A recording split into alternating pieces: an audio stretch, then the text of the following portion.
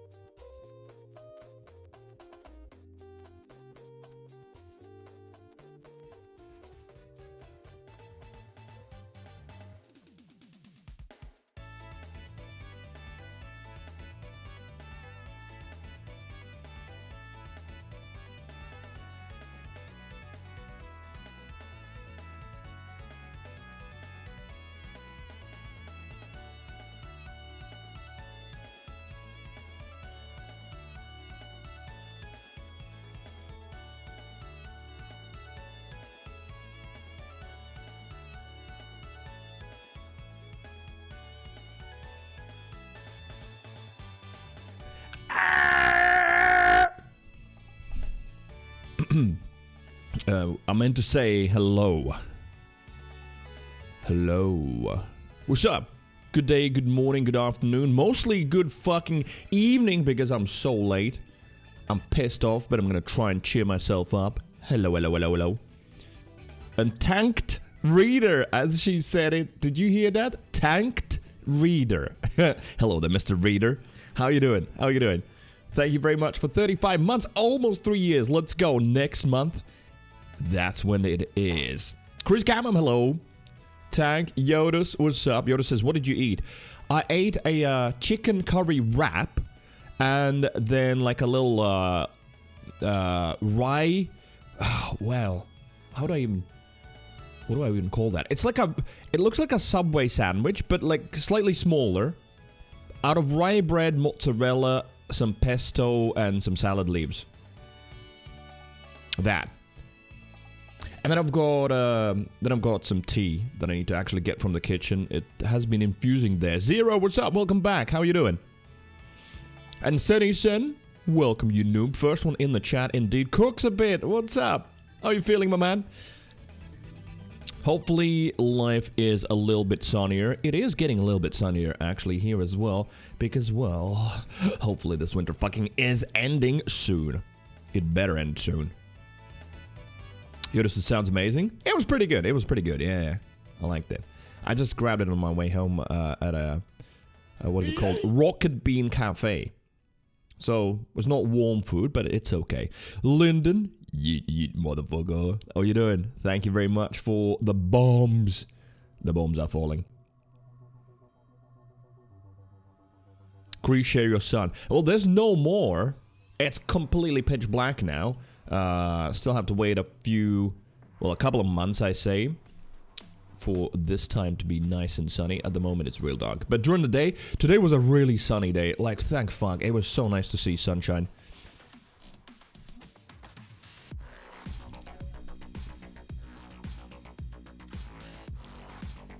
Tank says, I forgot I unfollowed, refollowed with others when I was being stupid.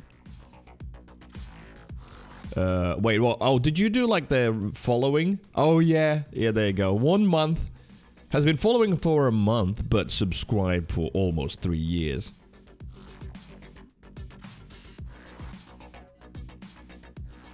Wife wants to rent a hot air balloon for Easter.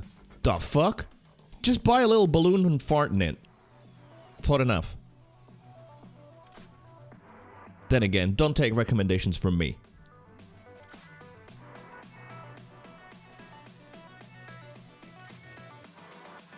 Last time I saw sun, it was fucking freezing outside. Crazy Cat Mom says, wasn't warm. You know what? I still prefer, on those kind of days when it's really cold, I'd rather have a clear sky and sun. It just feels better than just overcast and just grim.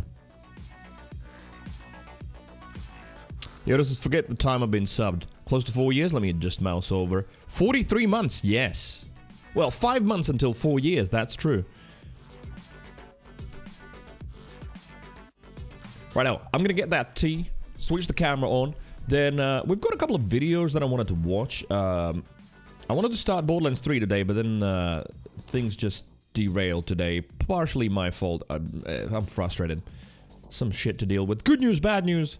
I'm getting my driver's license back at the end of March. That is all sorted, the fine is paid and all that. And then I also checked on the car, and both of the front springs now have snapped. So yeah, it will have to be evacuated to a car garage, and I've been looking into repair options. Fucking hell. Anyway, today has been eventful. But yeah, that's a weird one. I never knew that could happen. From just standing still, not being used, the car actually deteriorates sort of faster than when being used. Yay on the driver license back? Yeah, absolutely. Definitely happy about that. Just got a little bit of help from the family. Just organize something so I can at least have my driver's license back, yeah. Object in motion stays in motion. True, I'm sure Lyndon knows that more than anyone. Is that, like, yeah, a lot of things in cars and other mechanical stuff, you have to move them regularly. Otherwise, they sort of seize. I say that mechanical stuff. If you think about, like, humans also, right? We benefit from movement. If we stay still for too long, actually, all kinds of problems develop. So, weirdly, cars are sort of the same. Like, I even moved it a little bit today, and check this out. So, I hadn't moved it in, like, 2 or 3 months. I put it in drive. It wouldn't even move. Like, the creep wouldn't even set in. And then I applied a little bit of throttle. The revs got higher, and it still wouldn't move. It was like a handbrake was pulled, and then like I could hear like a and it sort of dislodged itself. I don't know whether the brake pads or something had rusted to the discs or some shit like that. It felt really, I feel really bad for the car. But yeah, Lyndon said, remember, I don't know if you'll remember, Lyndon, like when I said that I just gotta sell it, there's no point in keeping it, I'm gonna be sad about it deteriorating it for a year, which I am still sad. I found so many faults today with it as well. There's many, like there's like the rear shock absorbers for the rear, what do you call that? The tailgate? Not the tailgate. You know, you open in the back on wagons. Those have failed because they have just rusted. Yeah, all kinds of stuff. So, yeah. Anyway, I don't know where I was going with that. Don't beat him up, but just keep moving. True, gotta move him, gotta move him. I actually checked, and, well, yeah, I wish I checked earlier in this whole palaver. Is that, yeah, once every 2 weeks, if you're, like, not driving a car, if you can, it's recommended, apparently, once every 2 weeks, just sit in it for an hour, just, you know, do a heat cycle. I was doing that once every 2 months or so.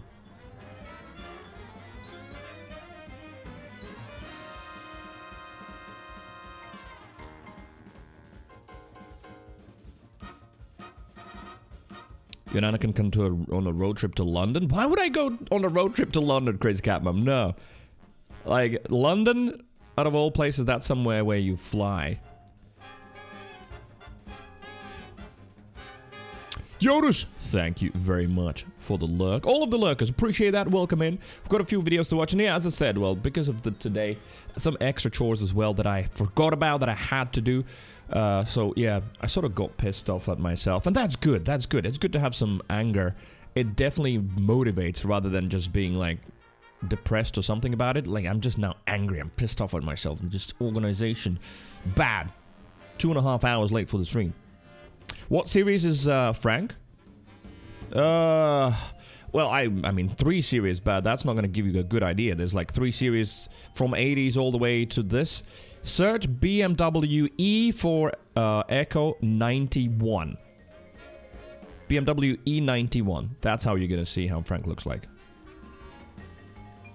Linus says, I think you wanted to say naive, right? Can you even drive to London? Is there a bridge tunnel? There's a tunnel. So you get put on a train, on a channel tunnel train. It's literally like a 20-minute or half an hour maybe train ride. So you just drive onto a train. I've done it twice. And then, yeah, you just end up in France. Or, well, if you come from France, you end up no, you're not driving. No, you drive onto like a train on special carriages designed for cars. You just drive onto that. Even trucks get taken through there. And then, yeah. You just wait. You stay in your car. You don't even get out. And then, yeah, you end up on the other side. I hear that after Brexit, etc., it has gotten really expensive now. When I was doing it, it cost like, I think 80 euros, something like that. I was doing like a 5 in the morning train ride, which was one of the cheapest ones. It was like 80 euros for me and the car. It wasn't even too bad. Now, apparently, it's a few hundred.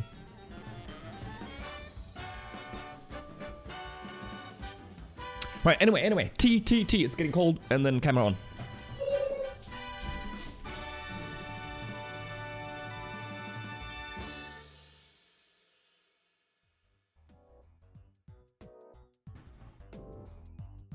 Good timing for the music as well.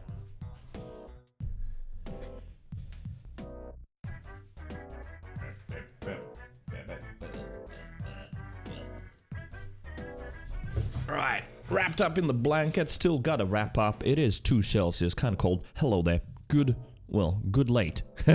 How you doing? Frank looks like a pretty decent car. Posh enough.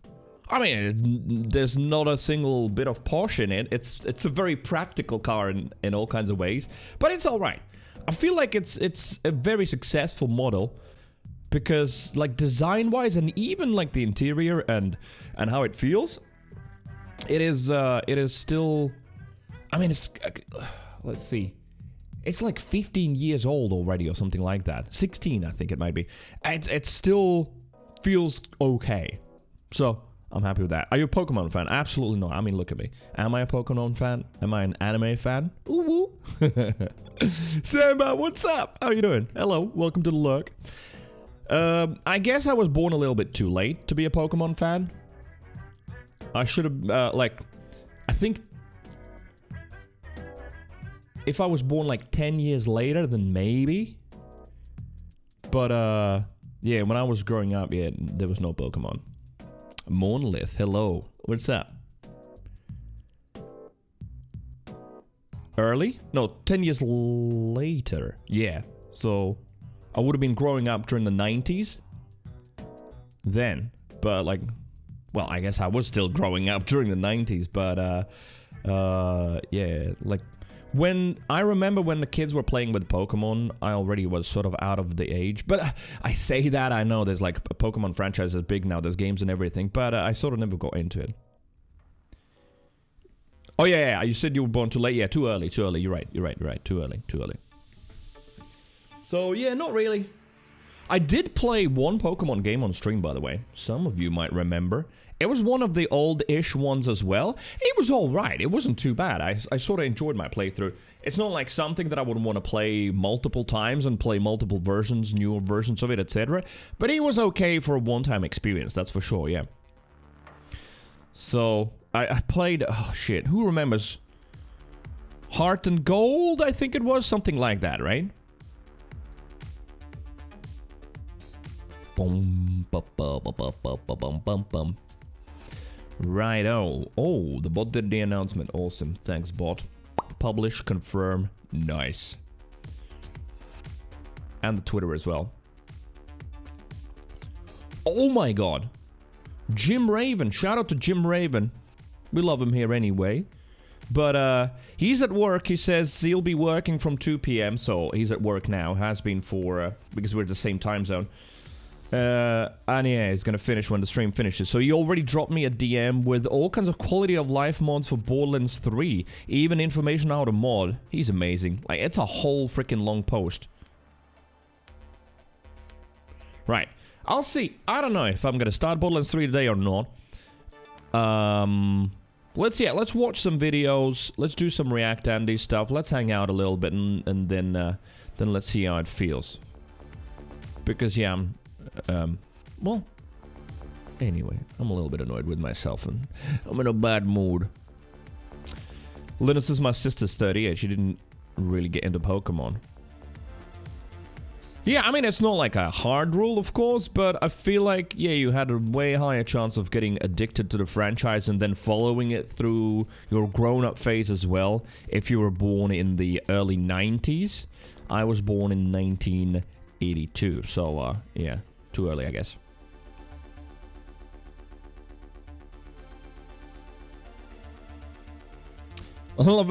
Sorry, Chris Catmum says she would want to go to Germany and speed along the Autobahn. I mean, you don't know. Maybe one day. Maybe something happens, yeah. Monolith says, my little brother, 10 years younger than me. Pokemon was his generation's thing. There we go, yeah. And Monolith, if I remember correctly, were the same age. So, it sounds about right. It sounds about right.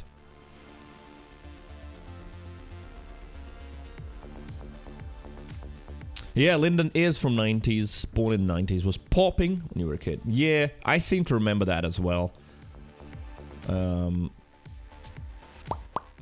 I had Tamagotchi. That's probably the closest thing I could imagine to Pokemon. Although, no, there's no fighting or anything like that. But I did have a Tamagotchi, yeah, like a little plastic thingy with a black and white screen where we had to, like, take care of a little animal. Clean his poop, all that. Feed him on a regular basis. Another, you know, if you didn't do that, he died. Baba booey. Okay, wait a minute. Did I do this? Oh yeah, I did the live tweet. Awesome, awesome, all good.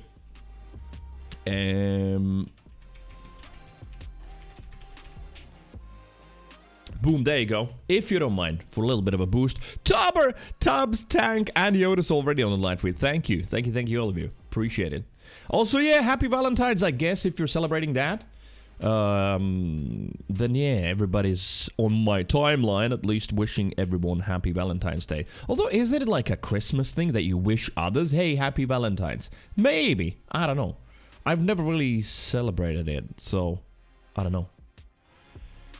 Well, let's just never understood the Tamagotchi craze. I mean, it's a little game, basically.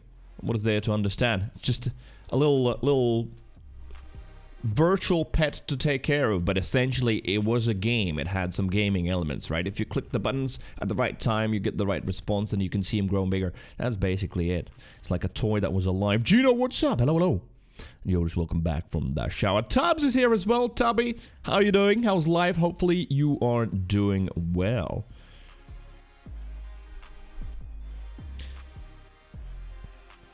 I gotta just never understood the appeal of it. Alright. I don't know, it's like having a pet without like that much of a responsibility. As you know, as in having a real pet. If it dies, it dies. You just wipe the save and start a new one. Yoda says Borderlands 3 for me. Ordered a burger as well. Wait, you've got a day off today? What day is it today? It's Tuesday. Yeah, it's Tuesday, isn't it, mate? So, Borderlands 3. What you playing? What is your playthrough? Tubber's playing a PvP FPS game. Whoa, that is so untubby-like. What are you, mad, Tubbs? You are the most laid-back, story-driven game player. Now Tubber's gone full-on PvP FPS. Which one are you playing? Yoda's took today off. Alright. Send with some food. Nice, nice. Right, that reminds me. Tea. Is it too hot? Oh, nice.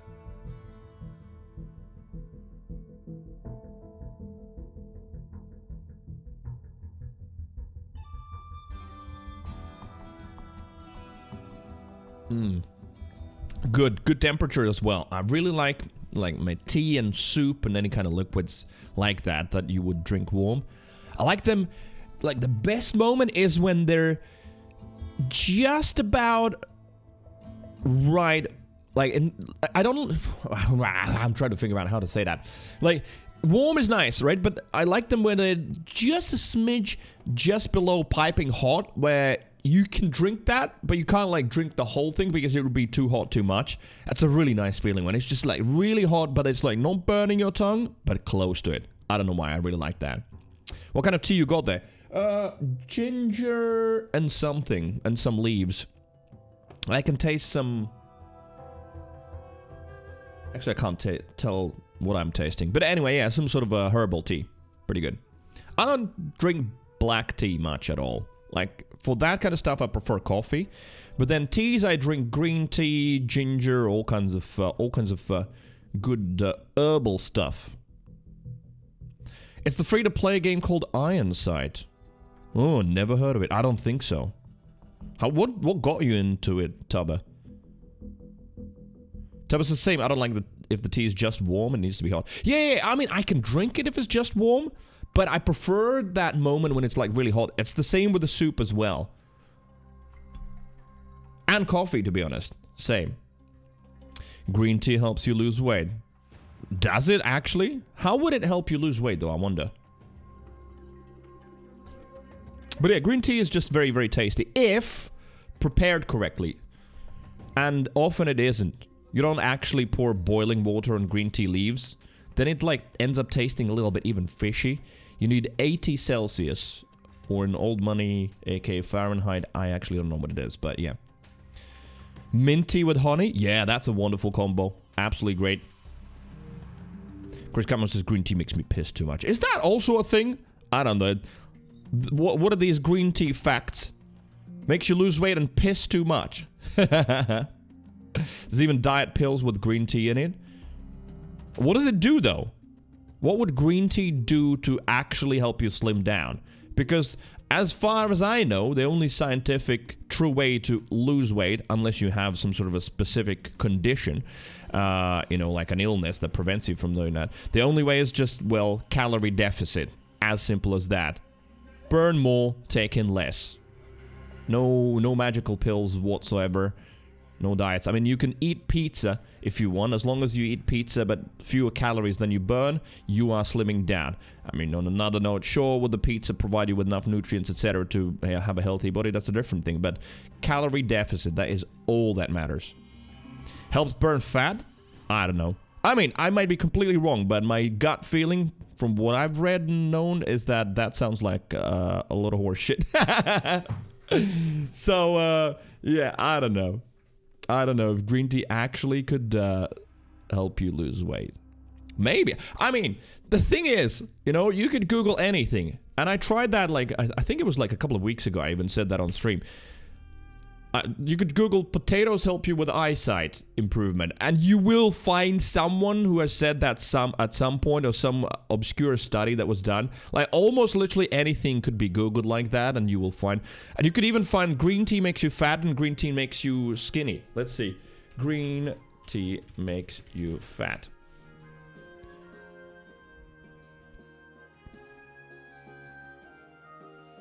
Green tea helps you lose weight and burn fat. It comes from thebeat.com. Can help you. Apparently, see? You can Google almost everything. So the caffeine and the catechins it contains have been shown to boost your metabolism and increase fat burning. Overall studies, though, indicate that green tea can help you burn additional 75 calories per day. All right. I mean, I guess technically that works. There we go. Sen is right. But yeah, it won't work, of course. It won't work if you... Well, anyway. The point being that, yeah, if you want to slim down, unless you've got like some sort of a thyroid gland issue or something like that, or some other health condition that prevents you from slimming down, then, yeah. No magic. No matter how much green tea you'll drink, if you eat pizzas and burgers and get 3,000 calories a day, you're still fat. Talking about fat, hello there, Siri, how are you doing? You fat mouth. What's up?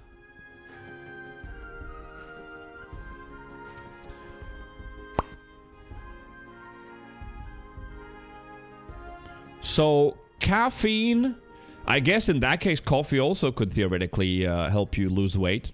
Maybe. As long as you don't drink it with too much cream. Or mouth. Plump, fatty Siri in the chat.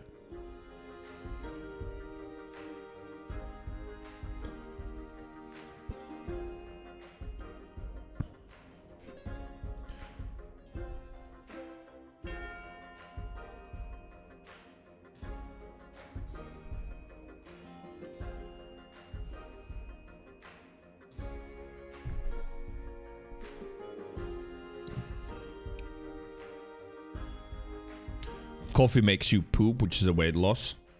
Well, that, and you know what? It also does. I don't know if it's like that for everybody, but for me, coffee kills my appetite. So, like, if I early in the morning overdose on coffee and say drink 3 cups, like, I completely lose my appetite. And I think what it's connected to is that, like, it gets my anxiety and nerves, like, just, like, turns the dial up to 11. And, like, when I'm stressed, I don't need. So I guess that is somehow connected. Some people, when they're stressed and anxious, they actually munch loads of food. So maybe for some people, coffee will make them eat more. But for me, yeah, coffee can absolutely kill my appetite, yeah. Well, unless there's people say this, I've never noticed the correlation. What, with the coffee? Well, I guess maybe you've got, like, a slightly different gut biome, but yeah, that is a well-known fact. That coffee, caffeine, it stimulates your gut and your digestion, actually can sort of make it even a little bit erratic. And I mean, the morning diarrhea for some people, not everybody, but for some, it's a real thing. For me, it is. I can tell you that. If I drink too much coffee, sometimes I just finish the second coffee or the third one, and then it's like, ooh, a little volcano's brewing. I don't know why I said it as if I'm excited by it. Boodoo, hello, what's up? Chris Cameron says, when I'm stressed and anxious, food is the last thing on my mind. Same. I can't eat a thing. But it's kind of interesting, right? How there are those two groups of humans. There's people who, like, when they're stressed, they just can't even eat a single cookie or anything. And then there are people who are stressed, they're like, munch. Food. That's what kind of, I don't know, calms them down, I guess. Well, it says, could drink 3-4 coffees, usually have 1-2, and not have a bathroom effect. Nice! I guess, well, I wish I had that, yeah, because sometimes it is annoying when I'm at a cafe, and I'm like, alright, I gotta go and absolutely destroy that bathroom at a public cafe. So he says, I'm both of those people. So, how does that work for you, then? You eat and then you puke everything out? That's the only thing I could imagine. Sen can eat at any time. It's interesting. I wish I had that. I had that ability.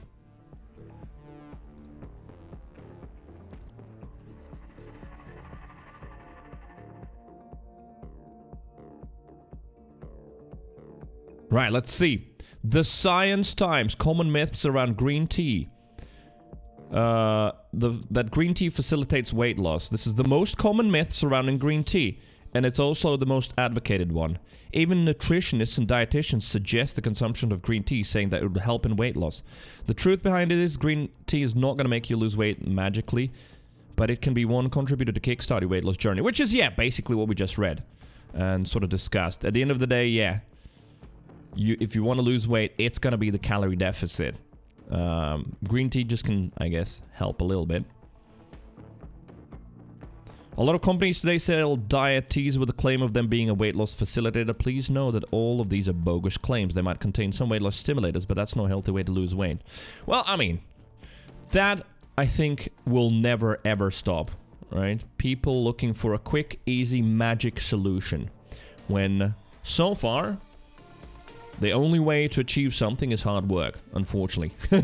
Be it weight loss or anything else, right? Sirius says, unintentionally binge eat and then starve, which sounds pretty bad when I word it like that. Oh, no, I know what you mean.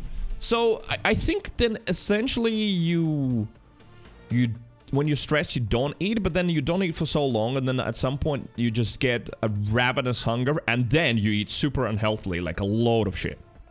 3 kebabs and stuff, because I do that. I mean, I'm just drawing from my experience. Yeah, sometimes I forget to eat a whole day. And I know it might sound really weird for some of you, but I genuinely just forget to eat. And then I realize only when I am starting to get like a hunger headache. And then I do the next worst thing. Then I don't eat anything healthy. Then I just order a whole freaking pizza for 2 and eat it all. And drink, 2 liters of Coca-Cola. So, yeah. That's terrible. I know. It's no good. Moose, hello. How you doing?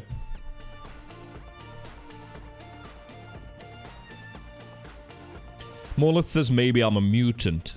People say eat spicy stuff and your butthole will burn. Never had that effect either. Well, yeah, then there's something a little bit different about your gut and your gut biome.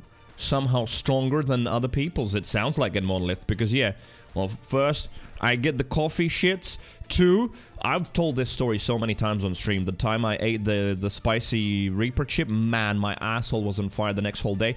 Even now, if I eat like a... You know, a spicy food that I can tolerate, that it's nice, like a nice spicy soup or something. Still, yeah, I feel it the next day. You know, a slight ring of fire. Just, it burns a little bit. Not as crazy as after that Reaper chip, because there, I'm not exaggerating. I was, every time I had to get in the bath, stand there and just rinse my asshole with cold water. You know, with cold water from the shower. Now, that's what I was doing. It was terrible.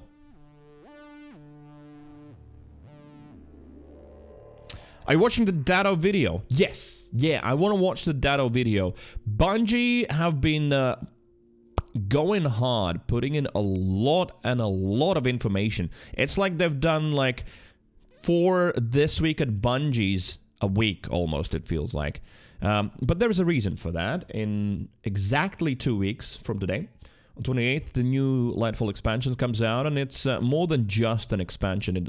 You know, adding a new subclass, new location, all that, that's cool. But it feels like it's also a huge change in terms of how the game plays and feels. There's a lot of changes. We've already watched videos on build crafting, blah, blah, blah, what's going to change with the weapons. There are so many changes, and now they did another one. Another big blog post, and yesterday basically I saw people memeing about it, especially because apparently Gambit was not even mentioned. It's like, well, they forgot about Gambit. But I said yesterday on Discord that it's like, yeah, surely Dado's gonna be coming out with a video, and yeah, of course he did, and Siri kindly posted it already in the Discord. Yeah. Seriously, I don't want Gambit to be mentioned. Why? I mean, I would love for them to give Gambit some love. I think it's a great mode. I genuinely think it is. Like, when it was launched, I enjoyed it a lot. It's quite unique as well. I don't think I've played a mode like that in any other game. Looking forward to Lightfall. They straight up revealed the names of the next 2 seasons. Wait, oh, they did? Or was that in the latest post just now? Creed, do you have ADHD? No, I don't. As far as I know, no. I bet most people who think they have ADHD, just like we say, sometimes jokingly, but sometimes I feel like sometimes people literally think, oh, I have OCD. I mean, not really. If I want to align all of my cups so all of the cups are aligned the same way on the shelf, I mean, that's not really OCD, right? When you look up OCD or true ADHD, real stuff, it can be debilitating and actually make your life quite difficult. I'm just distracted. I'm intensely curious about things. I enjoy information. That's no ADHD. That's just, you know, my personality trait. ADHD, real ADHD is a lot more difficult.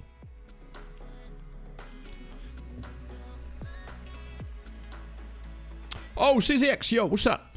He says, I like Gambit. I don't like invading, and then invader kills restore huge chunk of health to the boss, and usually decides the game no matter how much damage you put in the round. Yeah, I mean, it definitely has got balance issues, and which is why I want them to give some love to Gambit, right? Because overall, I feel like if you balance it just right, I think it would be fun for both people who like the PvP aspect and those who like the PvE. I definitely felt like it was just a great mode for a team and for different kind of interest. But yeah, you're right.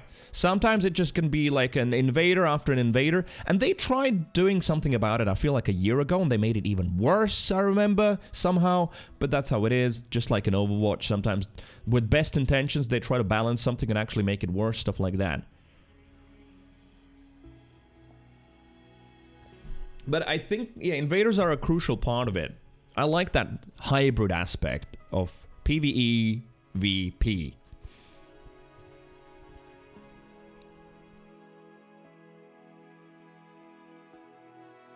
Moose says, I do! Well, you have ADHD, right? think that's what you're saying. Right. Well, let's see. Oh, what's that? Stream Elements chatbot will be down for maintenance tomorrow at 8:15 a.m. ET. So basically, yeah, tomorrow's stream, no chatbot. Alright. Oh, 30 minutes only. That's fine.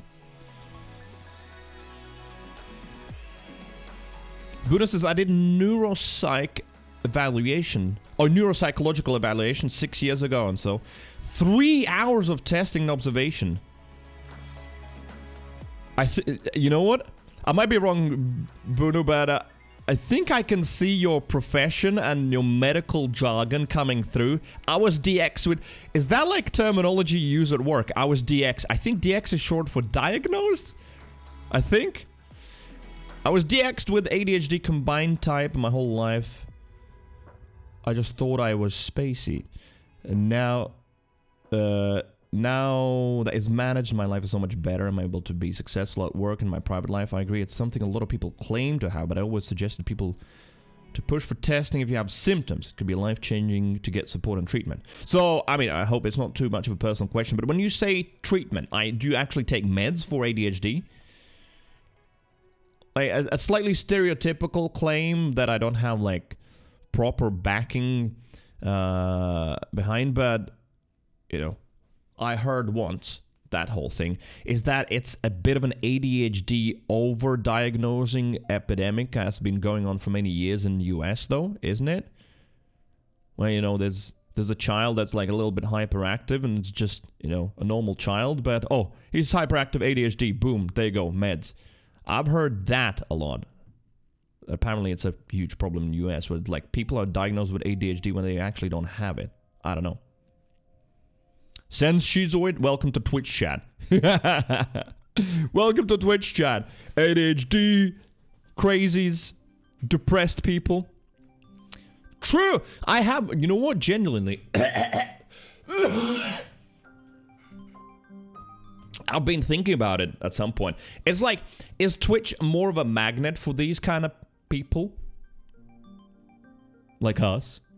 Or that's just the average. That's how the humanity is. All of us are just a little bit fucked up. I think that's a true thing, right? All of us are somewhere on the spectrum. There's a reason a term exists, relative normality, right?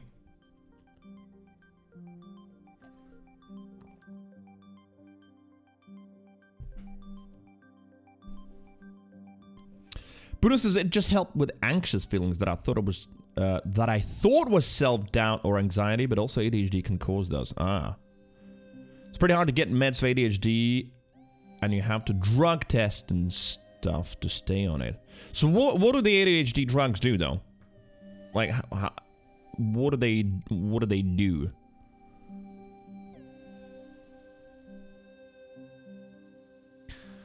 Cadmus says, the reason I'm asking is you showing some traits of ADHD. Yeah. All right. Stop that right there. Let's not start with the, hey, I'm Twitch chat, I'm a doctor, we're gonna diagnose each other over the screen.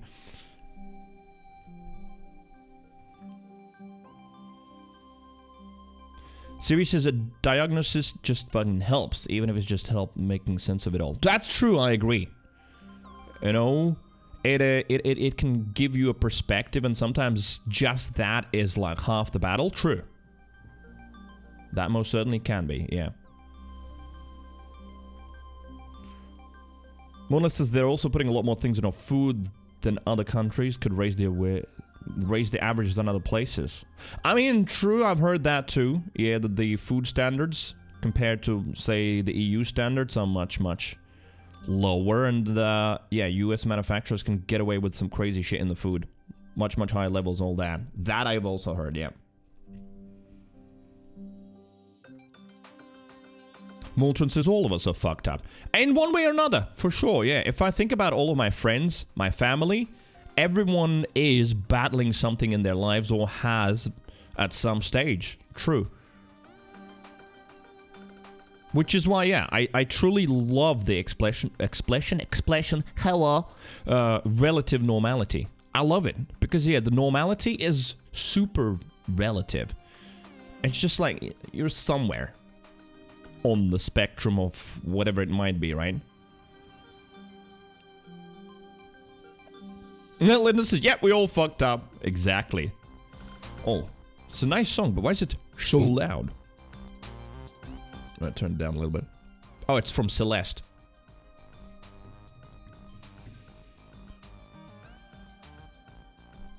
Linda says, "I believe I have ADHD, but I don't need to get clinically tested because I don't think I want the drugs anyways." I mean, you seem to be doing just fine. At least that little sliver of you that I see in the chat and in Discord, and what you do and how your life is going seems to be fine. At least seems fine to me, right? From my, as I say, from my perspective, that little bit. The ADHD drugs increase focus. They have no downsides or anything like that? Oh, Emu, what's up? So yeah, the ADHD drugs up your concentration. Med students use them sometimes to study. Oh, without even having like ADHD, just like pop some ADHD meds to just have uber focus? Maybe. Increases neurotransmission. Since ADHD people are chronically deficient in dopamine, so the brain's always trying to compensate for that. Once the stimulant is working, your brain can communicate with itself properly. Bruno with the more detailed explanation. It's very interesting. Bruno says, "My husband, the Russian oligarch, does not have any ADHD or symptoms of it." So I'll be like, "Oh, this symptom's bothering me today," and he's just like, "Can't relate," and it blows his mind. Also, anyone wondering about the Russian oligarch? Like, he genuinely looks like a fucking billionaire. I don't know why. There's just something about his... Bruno posted a pic. Happy birthday, by the way, to Bruno's son. Big round 16. When are you buying his car? His first car? Yeah. Like, he's in the picture. And he reminds me of, like... man, who owned Fulham, the UK club? Abramovich. There you go. He looks a little bit like Abramovich in there. That's why. Anyway, back on track. So, especially the constant narration of everyday life in my brain, he just can't understand it. He's able to shut off that internal dialogue. Oh.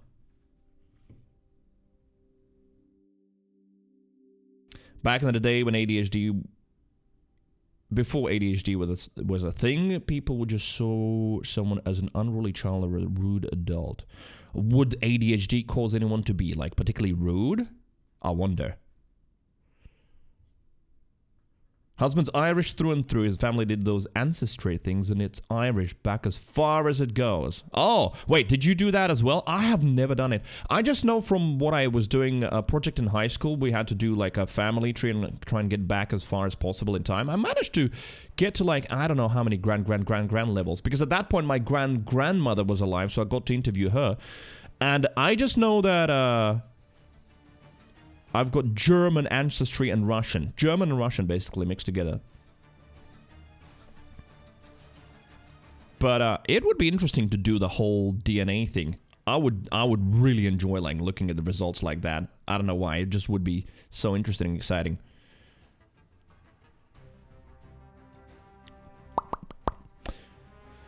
Senses you only take drugs if you experience limits due to your condition.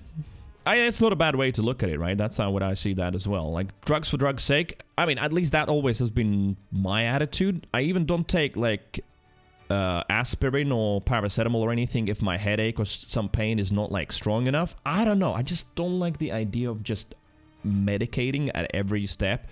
Like, yeah, if I've got a really bad hangover, my head's pounding and it's, like, crazy. Yeah, I'll take aspirin. If I've got, like, a light headache, or, like, now, yesterday I, like, pinched a nerve somehow in my left leg and the calf, and I can feel that burning pain going all the way down to the left side of my foot. So maybe I like pushed the foot somehow wrongly, or somehow like I pinched a nerve. So it has been like burning a little bit since yesterday. And sure, I could take some paracetamol and probably make that pain go away, but I just don't like that idea. I even thought about it. Should I take the painkiller? I mean, is it that bad? Is it making my life super uncomfortable? Nah, let it be there. Yeah.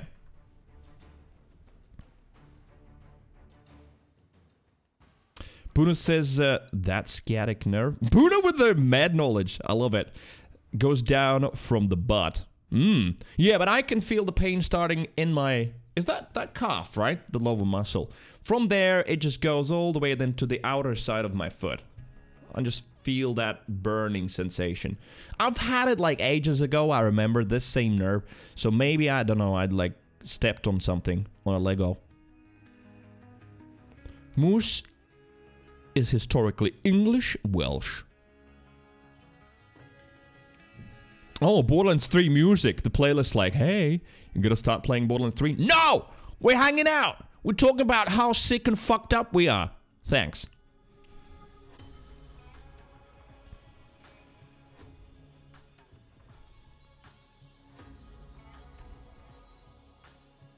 Abramovich. Oh, Pyro, what's up? Abramovich owned Chelsea? Oh, thanks. Yeah, not Fulham. There we go. Got it.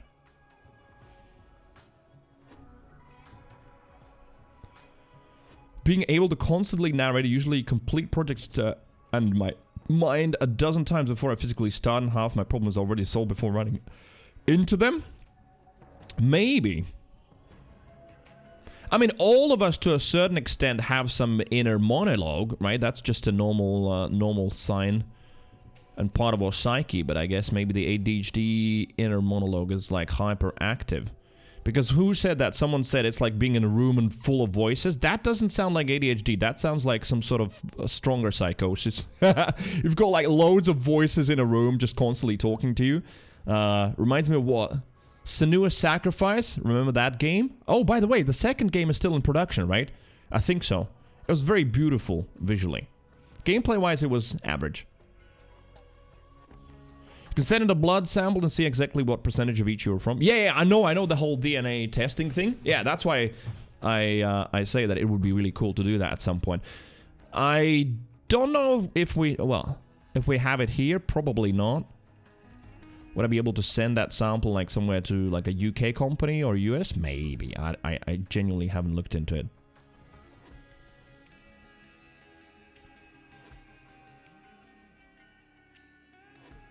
Sirius says, learned about my great-granddad recently and his history. It's so damn interesting. Nice. Who did he main in Destiny 2? I'm sorry.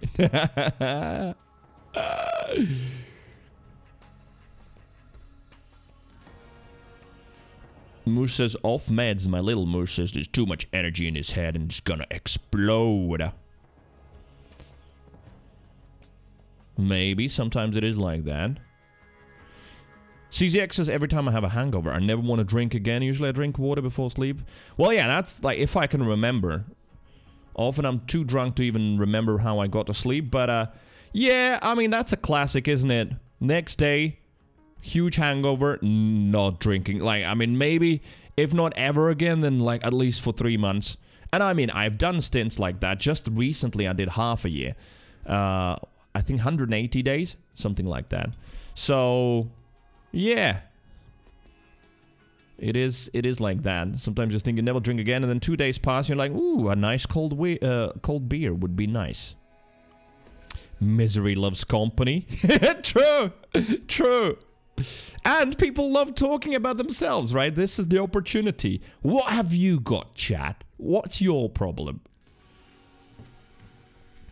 Cooker says, I'm not sick. Not anymore, at least. And that is very good to know. When do you have your next checkup, Cooks? You did say that you were a little bit terrified of it. And of course, I would be as well if I would have gone through what you did. But fingers crossed the next checkup is just clean.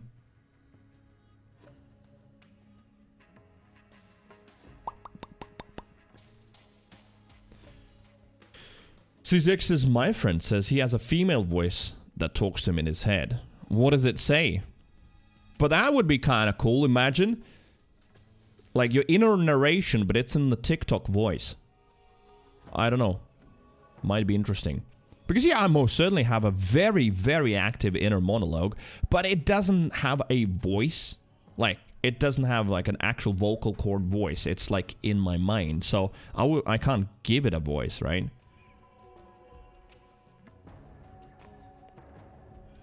Cook says shouldn't have any cancer now, but it can still come back at any point. That is anyone's guess. Which means that you need to like constant checkups throughout the life, right? That's what happens. Fortunately, cancer is a fucking bitch. Yeah, it does sometimes like to just what seems like reappear out of nowhere.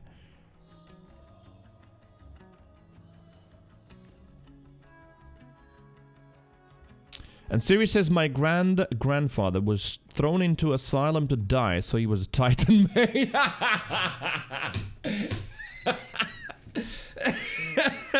Good one, good one. Thanks. That made me laugh. That was good. Oh man. Lena says I hear myself. Really? You hear your own voice? Yeah, I don't hear any particular voice. It's just like a, well, it's a monologue, I guess. Well, no, sometimes it can be a dialogue, like multiple parts of my brain fighting, like, you know, logical with an emotional one, but it sort of plays out as a play. That. But it's not an actual voice. Like, I don't hear it. You sort of hear in your mind, not in your ears. At least that's how it is for me. But yeah, if you hear actual voices that are like vocal, that can be frustrating as fuck. And probably scary as well. Did you have that, Sen, before your meds? Like actual voices? And Cooker says, yep, checkups forever. Emo says, don't know about you, but I can change my voice in the head, and default is just my own. Really? That is interesting. That is interesting. Because for me, there's literally no voice, as in, if we talk about a voice as in vocal cords. There is a voice as in, yeah, narration, and sometimes fights about, like, should I do this, should I not? There's one part of me that says, this, but it like, plays out as an almost like a play. But there are no, like, vocal cords to that voice, or I don't hear them in my ears, right? Yeah. Since I had that and still have whispering in my ear now and then. Does it ever scare you? Like, if you hear that whispering, you might think that there's someone in the room, or your brain somehow knows that it is itself that's essentially creating it. The hallucination. Which is not sure if everyone's like this, but if you try and think of a memory or think of something, doesn't it play like a movie? Well, sorta, right?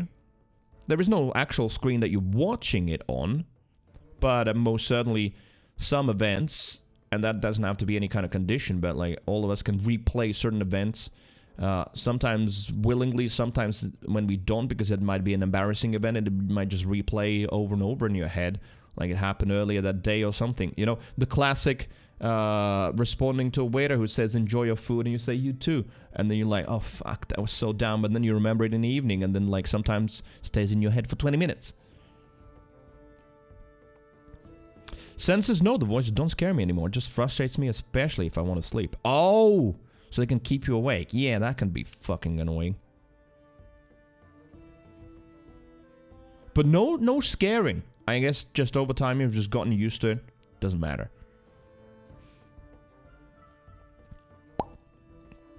But.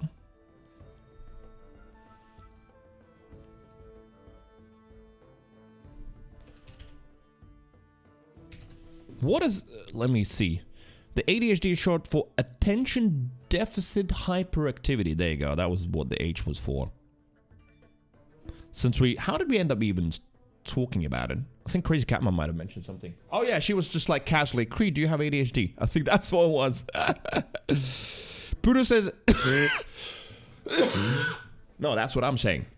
What Bunu says is it's awful because you live life with a different threshold of body problems after going through treatments. Feel shitty enough one day to say I should get checked just in case, and it's back, it's scary all over again. Oh, you talking about cancer? Yeah.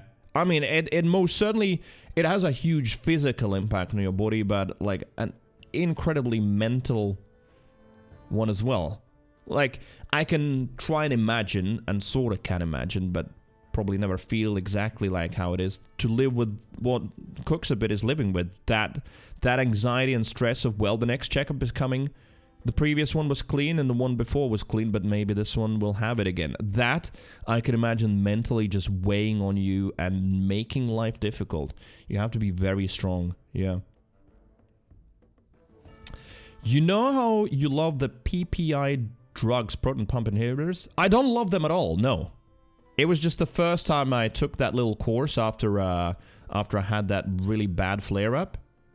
I took like, what was it? I think it was like 10 pills in there. I think so, something like that. Or not even pills. I think they're like little capsules with something that shakes in there. But I don't love them. No, it's just I took them. But I'm also aware that apparently they're kind of like steroid creams. It's not a good idea to like start using them regularly, because then your body is like, okay, all right, we can compensate for that now. So when you get off them, shit gets even worse. At least that's what I've read. You're gonna start proton laser therapy. I just love the name. I thought the name was really cool. Proton pump inhibitors. Yeah, it just sounds like something insane. Yeah, I love the name. Love the name. Exactly, yeah. Proton laser therapy, and I feel like I'm in for the future. Yeah, proton laser, I must say. Proton pump, you know, pumps are sort of old school mechanical things. You are going with lasers. That most certainly is future, yeah. Hashtag serious talk? I don't know. We're sort of laughing about it. Serious is a little bit different. If we're referencing Discord, that's where we'd talk about, like, you know, some serious stuff as in, I don't know, politics, perhaps religious issues. Thank fuck those haven't been brought up. Or, like, I don't know, you know, recent earthquakes in Turkey and Syria and, you know, stuff like that. But this kind of stuff, discussing each other's and our own deficiencies and issues, I don't know, it's kind of interesting and fun even.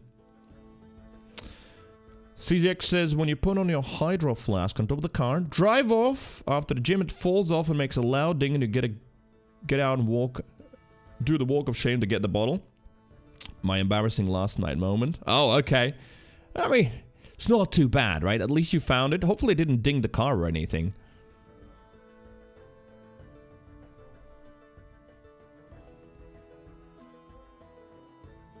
Linda says, yeah, ADD is no more. So it was attention deficit disorder and then hyperactivity was added, right? But it sucks. Because if I have to work and pay bills and be a person when you just want to be baby in bed. Oh yeah, but you know what? I feel like that feeling, that sentiment, that is not particular to any kind of specific symptom, right? Well, it's not symptom, condition. Right, that can come out of so many things where you just, I just want to be baby. Or like I was saying yesterday on stream, me and Anna were talking about it, and she said, like, some days I just wish I could just be a dog, run around in the yard, eat and sleep, and just, you know, not a single responsibility in the world. Baby. Sorry for all the coughing. Because that's definitely me as well, and I know that comes from my depression, but I most certainly can see it coming from all kinds of other conditions as well.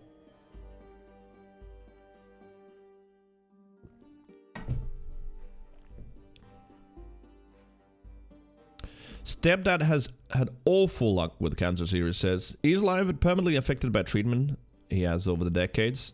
Well, it is a life-changing thing, isn't it?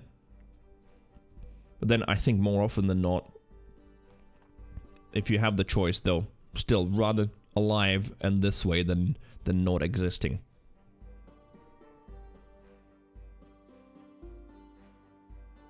Lita says they were both a thing, now it's one and a spectrum. Oh, so they were separate things. Got it. Well, yeah, one thing that's important to remember, not like saying that to anyone in particular in chat, just thinking out loud, is that because I make the mistake as well, and it's a very human mistake to make. It's not only about psychology and medicine. It's in many fields, but the fact that, yeah, there is no fixed point. Although we sort of, I don't know. It's I guess a fault of human thinking where we like think that like this is the point. That's what we've gotten to. This is now the ultimate truth. That's how it is. But in fact, everything is being developed and researched and improved constantly, right? So we'll probably find out even more and more and more in another 10 years. Is this the medieval enemy? Yeah, it is. It probably is. Exclamation mark song. It can even... Slow down. It can even give you a link to Spotify. To err is to human. Yes. But like, I'm just thinking out loud about the ADHD and all that stuff. You know how Lyndon said, yeah, there was ADD and then there was the hyperactivity disorder. Now they're one. And who knows what we're going to find in another 10 years and what we're going to understand a little bit more.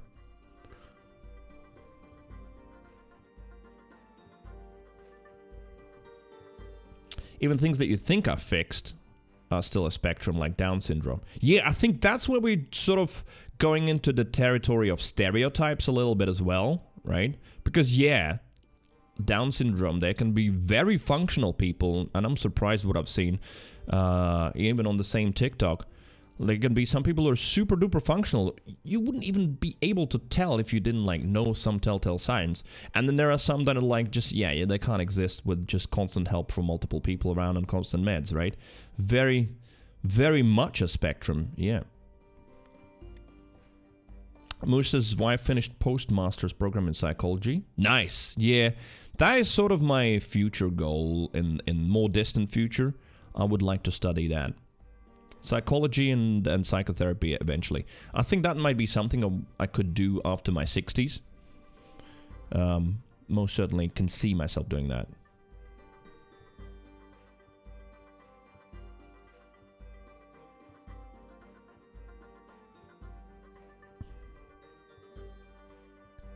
Every personality disorder is defined in a box, and you read it, and you most likely find yourself having a personality disorder.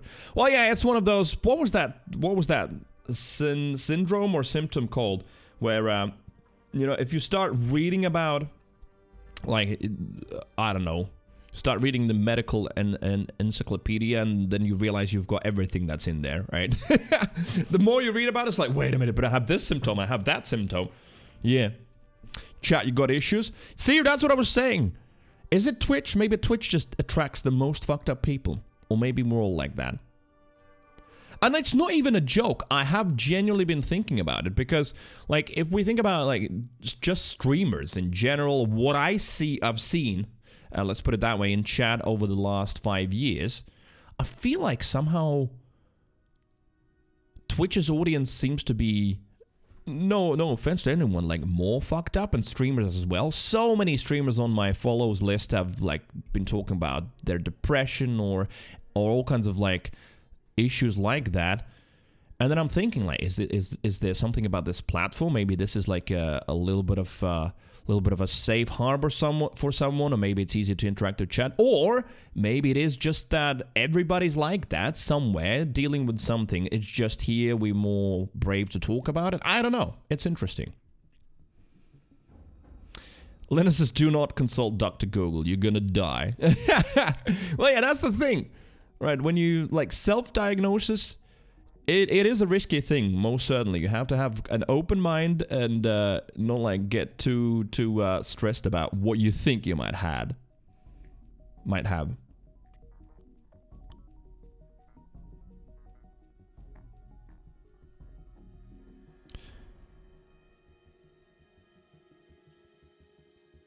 Bruno says, Munchausen's by internet. It's a new thing. People are seeing TikToks and shit like just ADHD things and say me though. Wait, what do you mean? I've never heard that expression, Munchausen's by internet. Copy. Paste.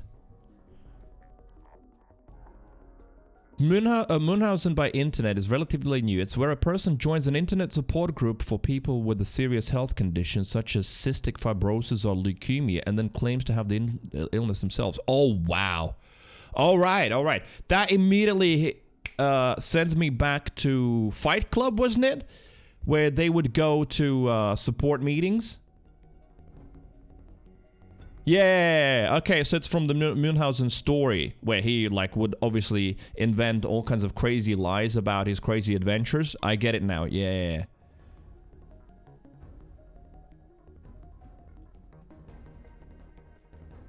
Well, that most certainly. And I feel there's, like, probably even just trying to divide it in a very, very basic level. There's, like, two types of Munchausens there, where there would be people who just do it because they sort of want to fit in. I feel like, you know, at least to, you know, the subject that I know more about, like depression. I've seen some people as well, like, yeah, I have depression too, and, like, when they don't, but it's just almost when you start talking about it, they just want to be part of the club or something. I guess they feel like they can relate. And then the other group I would say is like people who just do it on purpose knowingly. But I don't know, they probably get some sort of a kick out of it, perhaps. Mostly attention, maybe. Or yeah, use it as a reason to behave like an asshole, perhaps as well. We haven't seen it too much in my chat, but I do remember at least 2 occasions where, and those people aren't here anymore, they literally showed up for like a day or maybe 2. But they would just be a cunt and then say, well, I'm autistic. And it's like, yeah, well, that's not your, carte blanche to behave like an asshole. Very mild, what's up? Do I hear Borderlands 2 Wildlife Exploitation soundtrack? Possible. In my stream playlist, I have all of the Borderlands soundtracks. Some songs have been deleted that a little bit too aggressive, but yeah. Exclamation mark song at any point you hear anything, you'll get a link even to Spotify for that particular track, and it will tell you what it is. I think even this is Borderlands music. Let me check. Yeah, this is Borderlands 3. Captain Trond Falls. There you go. That might be the Captain Trond fight. Buddhist is like, you say your kids are sick for attention. Yeah, Munhausens.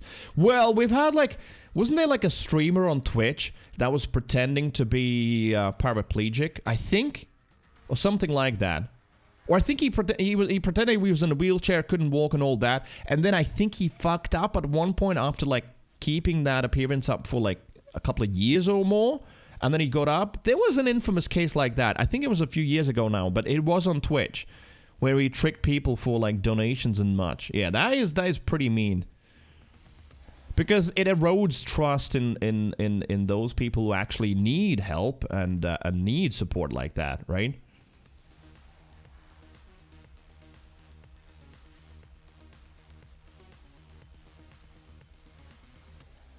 C6 says, did a 72-hour fast, was distracted by double Nightfall rewards about a year ago. A fast from what? From like gaming? When you say distracted by Nightfall rewards? Chris Cameron says, read a book called Sickened by Julie Gregory, and that's about her making her child sick for attention. Oh yeah, there's a movie even about it. Yeah. I think there was a movie made after that book. I think I've read about that case some time ago as well. I didn't read the book, but yeah, there was... And I'm sure there's probably a few crazy parents like that have done it.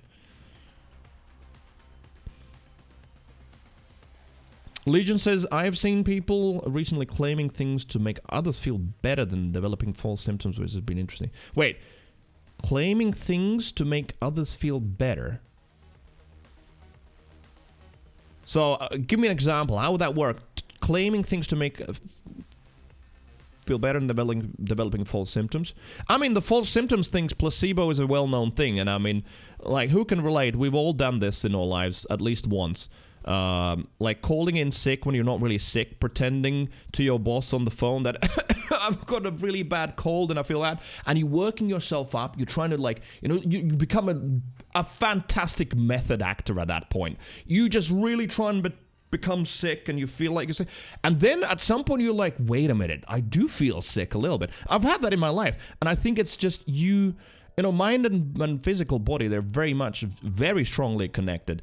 So I think it is possible to induce at least some light symptoms and start feeling something that isn't there if you really, really believe it. I mean, that's at the end of the day how sugar pills can actually treat fucking things. That's proven fact, right? As much as it might sound super duper unbelievable, but it very much works like that. So yeah, I most certainly have done that. Calling in sick, but working myself up like about an hour before the phone call, just I don't feel so bad, I've got a cold and all that, and then I just call and then put on the gruffest voice saying, oh man, I feel so bad. And then like the rest of the day I'm like, wait a minute, I almost feel like I'm sick. At least that has happened to me in my life before.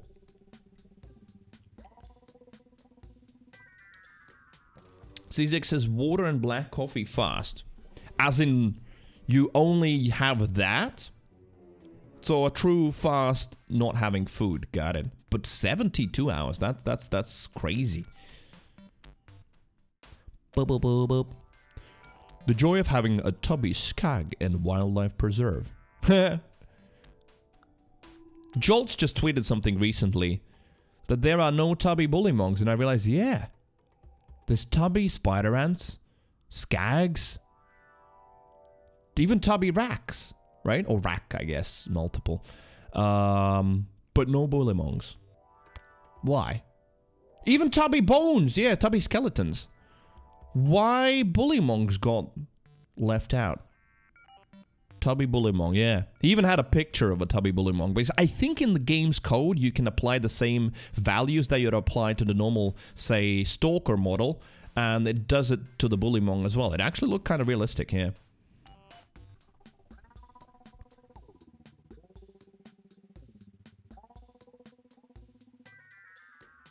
Linus says, by proxy is when you are okay, someone else is sick, and they need you. Wait. Linus says, I'm gonna ride on my high horse and I say I'll never called in sick. Really? Never ever? Respect. Good discipline. Excellent discipline. Yeah, I most certainly have. Probably about 5 or 6 times in my career. Well, I've called in. And, but I've stayed in bed anyway.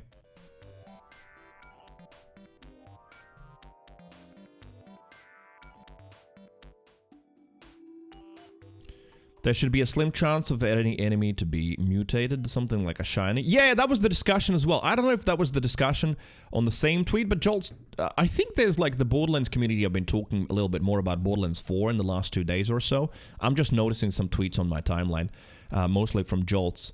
Someone said about an underwater level, and then someone started talking about something else. Then there was a thing about the tubby bullymong, and I think maybe, yeah, that was the same one where Jolt said it would be cool if there was like a super rare version.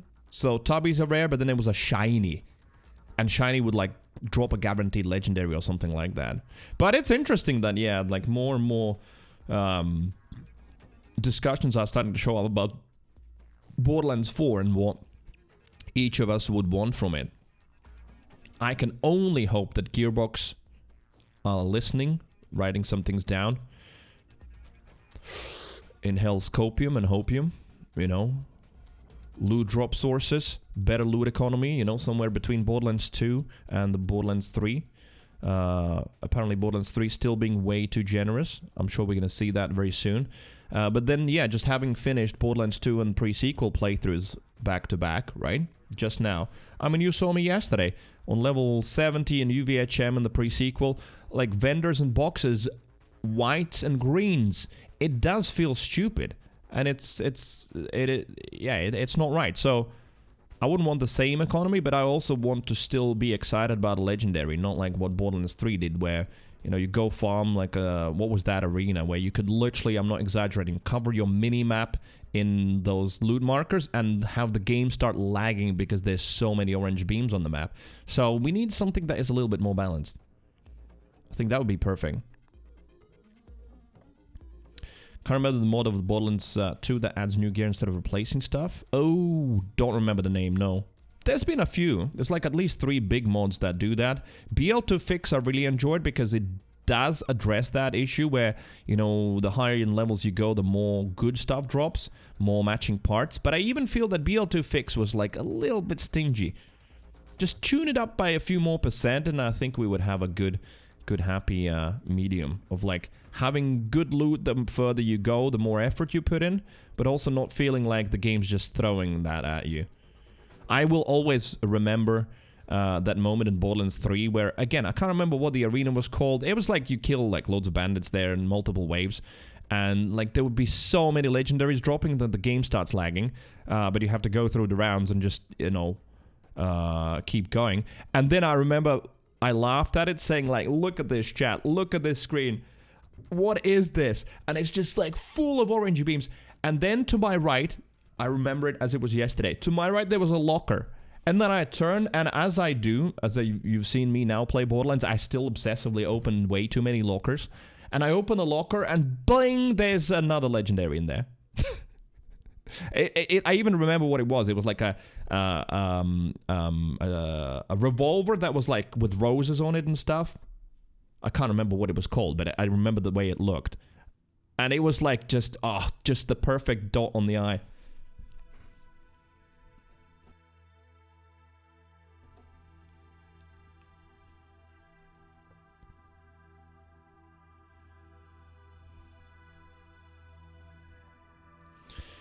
When I talk about Borderlands 4, they're not gonna listen. Lyndon, no. They will listen. They will listen. They will listen. They have changed, Lyndon. This time, it's gonna be different. This time. It wasn't the last time or the time before, or even before that. But this time, it will be different. It will. Rose and Thorns, that's the one, Crazy Catman. Yeah, that was the legendary. That was like map full of legendaries. I open a locker, another legendary. I would want gun parts. I mean, there's gun parts, yeah, but I would want the gun parts system to mean something. Yeah, because they made it so fragmented, too many parts, and they didn't feel like they made that much difference. It was so cool in Borderlands 2 and pre-sequel, like to see barrels and see grips and instantly understand what they mean without having to go to a separate menu and see that it like gives you 3% of something, and it's like, yeah, whatever. You know, you see a Jacobs barrel sniper, you know what it's gonna be. You see a Jacobs, but with a Vladov barrel, you know what it's gonna be. It was a really great system.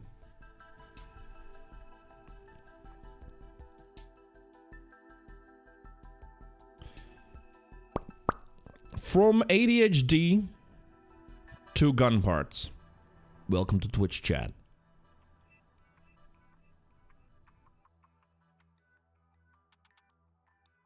Future where you can spend iridium to or money to reroll a weapon part would be cool. Oh my god, we were talking about that before Borderlands 3. I don't remember, CZX, were you in the chat at that point when I was playing only Borderlands 2 on stream all the time? And what I was doing, I was using Gibbed as that. So basically I had my own pricing system. I'm sure some of you in the chat remember. So it would cost a certain amount of iridium and money. So I would have to save that money, and then I could re-roll or change a part. And different things cost different amounts of money. So what I would do is let an open Gibbed, edit that part, and also edit out the amount of iridium or money. So it was a system, and I was really hoping for it in Borderlands 3. We were talking about it a lot and was like, yeah, that would be so cool, and it was never in Borderlands 3. Will something like that be in Borderlands? Well, they did add something in Wonderlands where you could re-roll what, an anointment? Something like that, right? Yeah.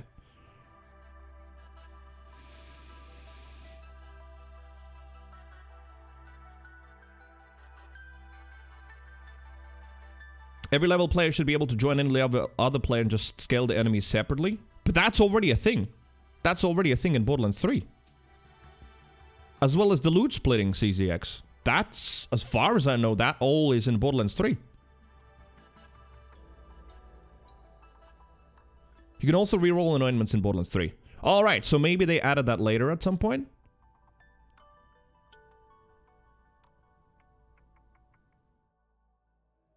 I want a full server browser for all players with the best connections. The connections browser, I don't know if it's a browser, but you can see connection as well to other players, as far as I know.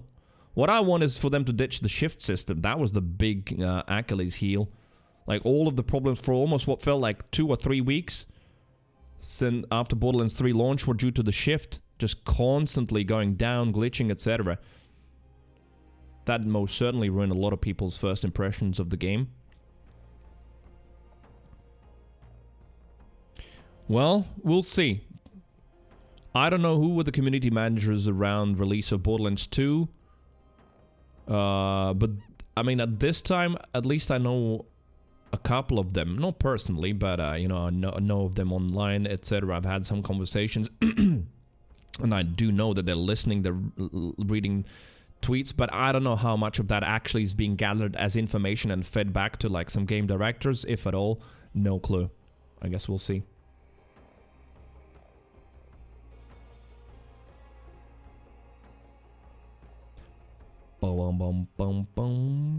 They've made 1 million quality of life changes. 1 million?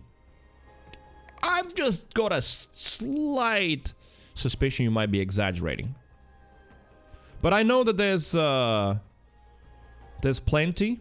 Way better than Borderlands 2. That is super subjective, of course. Because I just don't see how, for me, it could beat Borderlands 2. If we just reduce it to quality of life stuff, for sure, Borderlands 3 wins. But, like, as a whole package, Borderlands 3 just couldn't beat Borderlands 2 for me. It's fine, though. I'm absolutely happy if people like Borderlands 3.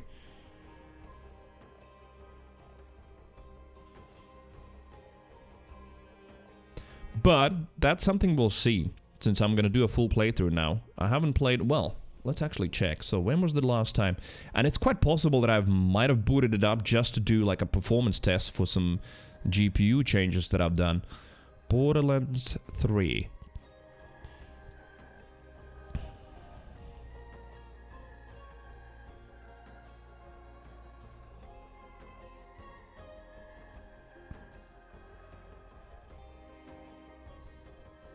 Dude, oh my god, it's 140 gigabytes. I don't even have it installed. It says I last played April 21st, 2021. So almost 2 years ago. That's when I last booted it up. Did I play it then? I don't know. Or did I do a test? But that's when I last booted it up. Who are you gonna play, Ghostbusters? I think it's gonna be Flak. I think so. I think we're gonna go with Flak.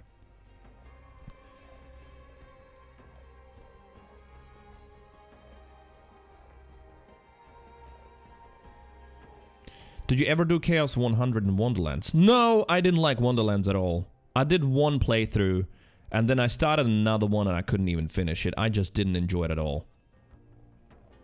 Like, if I have to choose Borderlands 3 or Wonderlands, Borderlands 3 all the way. You know, don't get me started. Wonderlands was just not in, at least for me. I mean, sure, the Chaos levels were a cool idea, but, well,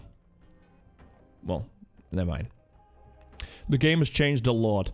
You say that. How would it change a lot? It's not like they have rewritten the story or the characters or the overall loot drops, as far as I know. Sure, there's some adjustments and balance changes that have been done. I've played all of the DLCs, by the way. I think that's when I last played.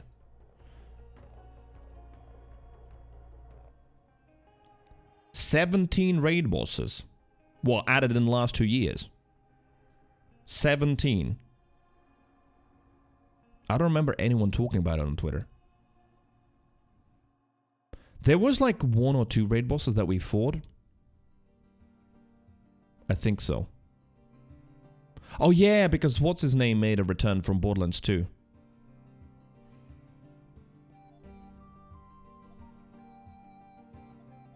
The fantasy flavor? No, more like not the fantasy flavor. I really enjoyed that. I mean, Tiny Tina's DLC in Borderlands 2 is my favorite DLC. I love the fantasy thing. I just didn't like the, well, again, I don't want to, like, what was that? Beat a dead horse? At least for me. Like, I didn't like gunplay at all. The fact that most of the guns were, like, really shitty feeling projectile weapons. That. I didn't like the skill trees. I don't know, they just didn't feel cool. I mean, even Borderlands 3 skill trees felt way better. I know they made some changes and some adjustments, but they just didn't feel that fun, at least what I played around with. There were some cool things, but it just never clicked for me. But most importantly, yeah, it's just like, oh my god, Borderlands 3 already likes to talk a lot. I feel like Wonderlands was even worse. And like, the amounts of times where you're just standing around waiting for the NPCs to go through idiotic, childish dialogue, and it is PG-13. We've talked about it so many times. So, you know, the whole obsession with like, look at that, this mushroom has got a round bubbly butt. Ooh, I mean, it was funny once for me when I saw it first time, and then, but like the whole game, and then there's shark doggies and this and that. It is very, I don't know, silly, but in a way that I don't enjoy. I like silly stuff, but this is sort of baby silly, and the combat doesn't feel fun at all. So just put those together, and the fact that I didn't enjoy the skill trees, even though I tried to play with all kinds. And yeah, it just didn't work for me.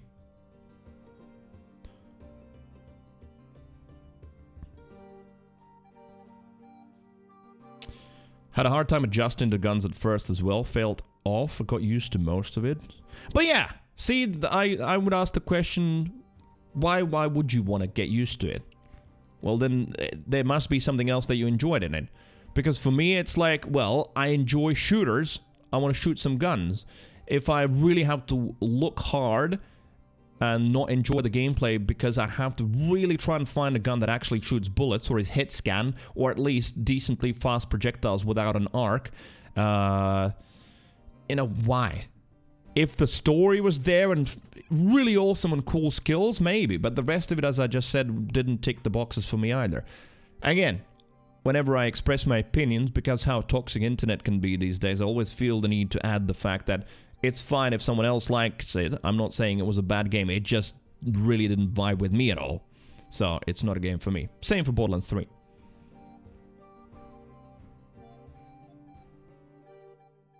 So, yeah. I was really looking forward to, like, more shooty guns. Cree's attacking me with his opinion, right? Man, I hate that, but it's the reality. Like, people take it so personally.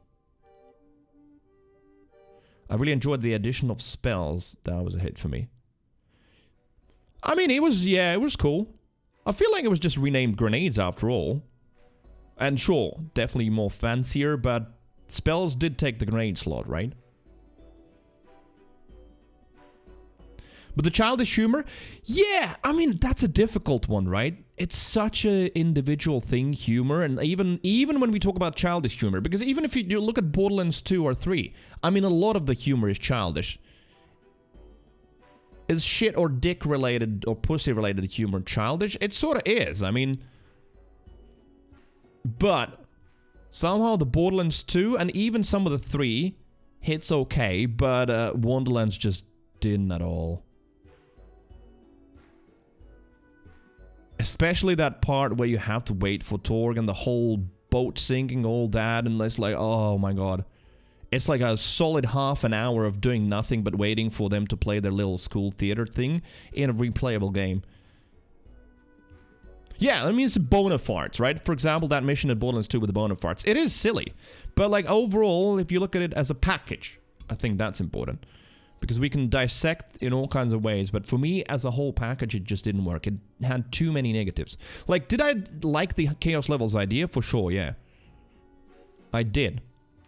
Even though it felt super duper repetitive. And I know that since then, many Chaos Levels have been added. And probably way more rooms and all that.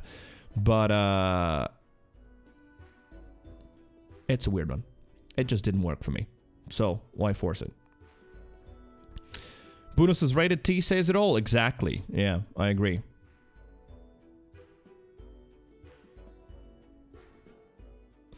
Calling those content updates DLCs. Oh, well, let's not even talk about that. I don't know. I've seen some people say that they already mentioned that and was always stressed that it's not going to be full DLCs. Maybe I'm just the idiot who didn't understand that. But man, when I played the DLC that I finished in like 7 minutes, wow, did I regret it.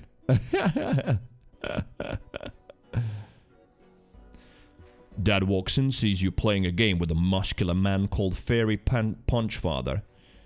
Yeah, all of that. And again, you know, Brick did say in Tiny Tina's DLC, like, this is Siren, her name is Brick, and she is the prettiest, you know, like, sort of playing with dolls and all that, but, like, you can most certainly draw a lot of parallels. It's really, really difficult to dissect, which is why I feel like it's pointless to argue over that. And it's sad to see how many even big content creators got really aggressive and argumentative about, like, others' opinions. And then crying wolf and saying, well, this is just my opinion. Yeah, but then why you're attacking someone else's? It's so weird. It's just some entertainment that people cannot enjoy. It's fine. Like, would I love to be for it to be something else or match more of my expectations? For sure.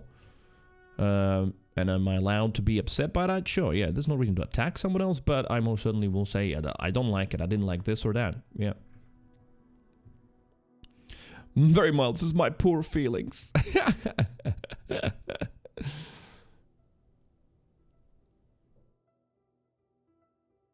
Oh yeah, Bruno never liked Tina anyway, yeah, so it doesn't work for you. Wait, does that mean that you don't like the Borderlands 2 Tiny Tina DLC either? Which, by the way, music's playing in the background right now.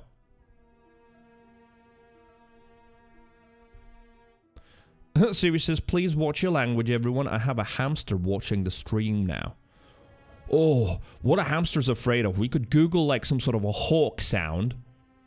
See if he's got still the wilderness living in him. This little poor animal that has been bred for human pleasure, never seen the outdoors in the wild. Would it still be afraid of like a hawk in the sky going, ah, looking for his little ass? Should we test it? Bum,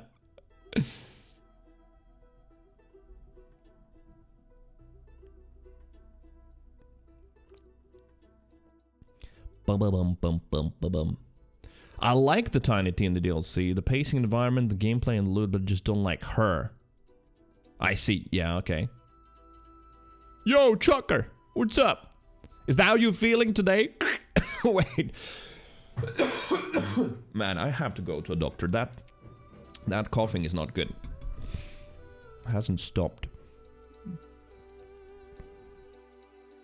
Buddha says, maybe it was the lack of violence that I enjoyed about other Borderlands titles. It's noticeable. Not that I'm asking for severe showing of dismemberment. I am. I want blood, gore, guts, and laughing at cock jokes, and shooting guns, and giblets everywhere. Which, yeah, you won't have in a game that's rated 1. Was it T? Teenagers? Yeah. So that's why it didn't click for me either. Oh, and I remember.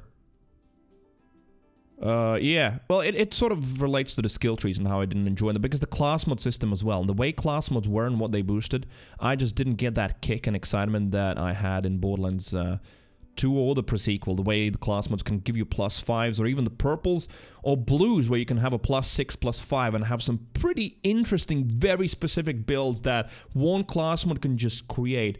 I missed that. No! Chuck is sick! What happened? You were just... Wait, you went on a trip, right?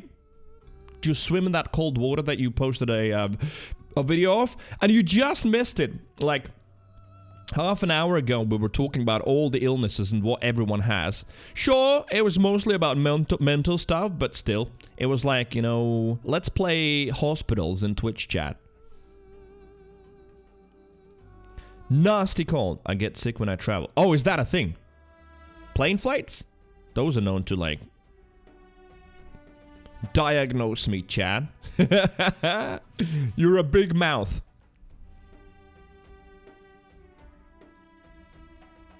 Oh, Destiny update queued as well. 700 megabytes. What are they doing today? Oh, it's Tuesday, I guess. Patching day. Chuck says, mad anxiety. Someone prescribe me more drugs. I don't know. Alcohol's the only thing that works for me.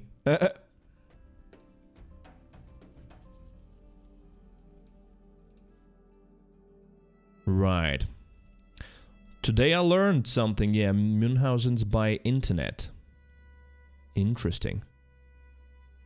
Oh, I didn't know that NHS has got a signs and symptoms of a Munchausen syndrome. Oh, it's part of the same. Oh, that's so interesting. Pretending to be ill or self-harming to aggravate or induce illness. Oh, and then the by internet is like a new trend where they don't like do any physical stuff, but over the internet, because of the anonymity and the impossibility of diagnosing something or testing whether they're right or not, they pretend. Signs that suggest someone's online posts may not be genuine include posts and messages that contain large chunks of information that appear to have been directly copied from health websites. Reports of having symptoms that appear to be much more severe than most people would experience. Making claims of near-fatal bouts of illness followed by a miraculous recovery. Making fantastic claims that they later contradict or are shown to be false. For example, they may claim to be attending a certain hospital that does not actually exist. Oh my god, that like reminds me of something I saw on one stream super recently as well. And I hate that the streamer just didn't catch it and like literally stopped the whole stream to talk about like, no, you have to go to the hospital. And it's like, well, I guess that person got exactly what they wanted. They're like, no, I'm not going to the hospital. I'm be fine. I've just got like, I don't know what they were saying, like some sort of a serious heart condition and I'm about to just die. But it's like, yeah, who does that in a Twitch chat? That's probably the Münchhausen stuff. And it's all done probably for attention, right?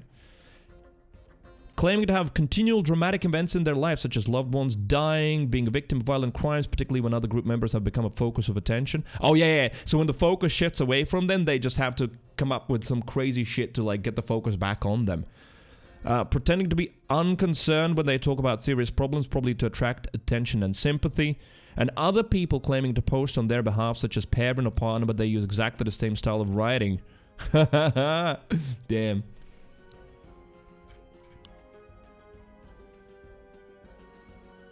But real life is more hardcore. These internet Münchhausen pussies are nothing. Look at that. Real life Münchhausen syndrome people rub poo into the wounds to cause infection and reopen previously healed wounds. That's the hardcore stuff. Right. It's nothing to type in a chat that you've got something terrible. How about shit in your hand and rub it in your open wound? Damn. Monolith says that sounds exactly like someone I used to know. Yeah, it's interesting, right? That I read this out, and probably most of us can think of someone like that. And as I say, yeah, like that was in some of you might know him. He's got the sexiest surname on Twitch, Zach Bussy, the Twitch news guy. Yeah, he had someone in a chat that just came in and like, oh my god, I just like apparently a regular. I had this hard thing just happened with me, and like, haha, well, that was scary, and it's still sort of going on. And then like, yeah, everyone was like, why are you not going to the hospital? I don't want it, it's gonna be fine. And then like, yeah, Zach just stopped the whole stream, and I shouldn't you know, like for 20 minutes try to convince that person to go to hospital. And I was just looking at that thinking, wow, there's no way that's real. Like, they just literally are milking the whole chat and the streamer, stopping and just talking about their thing. I mean, that was not what caused it. I made that decision a long time ago. And I do realize that it sometimes could come across as heartless or cold or insensitive.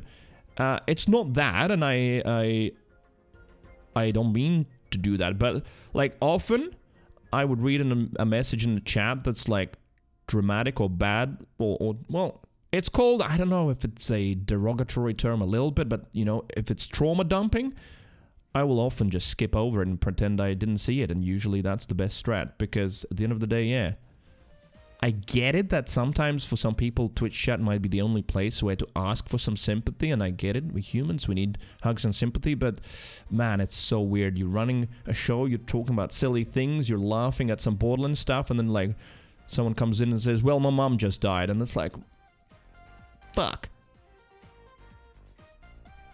Chuck says trauma dumping feels like a valid term. I ban anyone with feelings. I mean, it's with most psychological things, I'm sure there's like a gray zone where it's alright to say certain things. And even recently, there's a little bit of, I mean, I almost hate that word because of Twitch, but drama on Twitter, Twitch-related, where apparently, like, some streamer asked someone in the chat who hasn't visited in a long time, oh, where you been? And they responded that a loved one died, so they, you know, had to take some time off. And that streamer flipped at them saying, like, stop trauma dumping, why would you say something like that? And, like, that, I think, is the wrong way to deal with it. Because at the end of the day, you asked the question. They didn't come in the chat and be like, yo, hi everybody, how you doing? My mom just died, I feel really, really bad, right? They didn't do that. Like, the streamer asked the question, they answered. So, it most certainly depends on the situation, but I usually try and, like, negative things, try and skip it, because at the end of the day, why we're here? Why most of us are watching this? Why are we chatting here? Just to have a laugh, have some fun, and sometimes take away your thoughts from the mundaneness at the best case scenario, and sometimes just the sadness of the real life. Monolith says they're fishing, you choose not to take the bait. See, that's where I'm conflicted, because it's even some regulars, and I don't think they're fishing. It's just that and first of all, that's like no one has to try and understand and be in the streamer's skin, but it's just like, yeah, most viewers think from a viewer's perspective. They don't even think about, like, I'm running a stream and I'm running a show. As unprofessional or professional it might be, but it's still running a show, right? And not in a narcissistic or egoistical way, but they think about themselves at that point. They feel bad, they say that. But yeah, from my perspective, like, there's more than that, just that person. So I'm trying to keep the mood light for the most of the time, right? And then it's really difficult. So I don't even see it as like someone trying to bait me. It's just like more for the healthiness of the rest of the stream, and to not make it awkward. I'm just gonna pretend that I didn't see it. That's what I do often, and it works 99.99% of the time.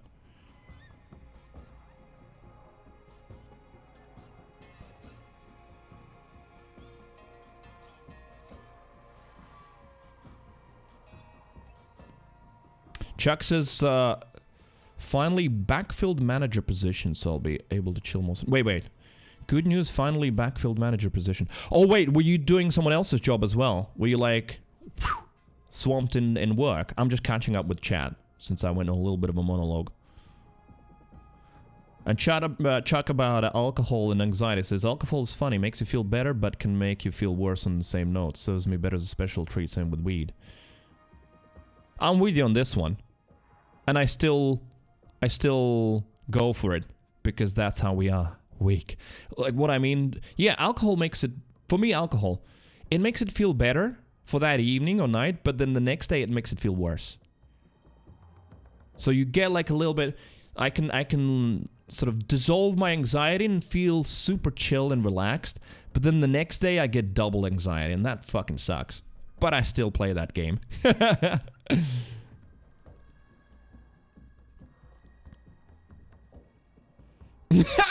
Siri says, Creed doesn't care about your feelings, chat. You know what? Siri's not wrong. To a certain extent, that is true. As it is in the reverse way, right? It is this still relatively new. If we look on human scale, even one generation scale, I mean, how long has Twitch existed in this kind of experience? Yeah, it is a little bit weird in some ways. And like how much actual feeling there is or isn't, right? I've used that expression in private conversations. Maybe I mentioned on stream as well. Is that like, at the end of the day, even for some people who are super invested, I'm still just a window on the screen that can be closed, click with a little X, and that don't exist anymore. And they could go away for 2 years and then come back and like as if never happened. And I pretend also that nothing happened. It's a weird one, right? Because that doesn't happen in real life with the real friends. But then again, are we real friends? Are we not? We're not really. What is this relationship? It is really strange. I'm still not daily, but thinking about it. Not in a way that this is bad or this is somehow fucked up. It's just this is interesting from a psychological perspective. You know how some people, even happened recently, and it sort of, it stung. It stung emotionally. I felt bad for one evening, and then I sort of processed it and thought about it, and I was like, well, I have to be the same way as that person. It's just sometimes that way, you know? Like, someone left the community, but like full on, boom, unfriended me everywhere. We were friends on all kinds of lists, and like, I really liked that person. Then they like, boom, erased me from their lives. You know, we were never friends IRL or anything like that, but they were in the community for a long time, and then like, boom, just press the delete button, just absolutely erased. And it feels really shit. Like, it really felt shit. I felt so shit. But then I thought about it, and I was like, yeah, just gotta remember, I'm just a window on their screen. They watched, they grew out of the stream, they got bored with it, they decided, that's it, you know, I'm gone. So yeah. Friendquaintance. I like that one, right? That's an interesting one. Damn, Chuck. I mean, but then again, you're fucking smart, so wouldn't be surprised you came up with that. Friendquaintance. That one's good. Friendquaintance.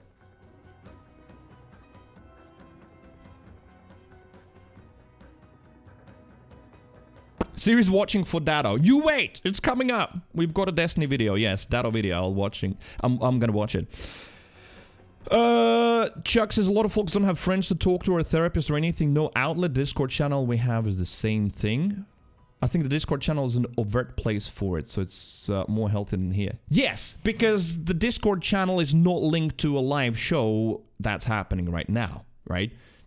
I agree with you 100%. That's exactly how it is. The Discord channel, you know, it's It's multiple channels. There could be different rooms that would not even be associated with each other. I know some people have got the serious channel muted. Some people have got moral support channel muted. They never even look at it. And that's absolutely fine. They might only look at jokes and memes in general and spam, right? And that's fine. It's different on Twitch chat when there's just one sort of vertical, right? Whereas Discord is, you can take it at your own pace, kind of like a text message. You could answer or respond within 24 hours rather than instantly. Whereas here, you know, if I read someone's message, it's here, right there. So I have to choose whether I respond now or don't respond at all, right? So yeah. I know the situation talking about the chatter was a long-time member of the community, not some rando. Unfair for him... Wait, unfair for him to call her out. Time and place has to be respected for sure. Not a one-size-fits-all. Wait, I know the situation you're talking about, that chatter was a long-time member of the community, not some rando. Unfair for him to call her out. Wait, I'm missing... That was 5 minutes ago. What was that related to?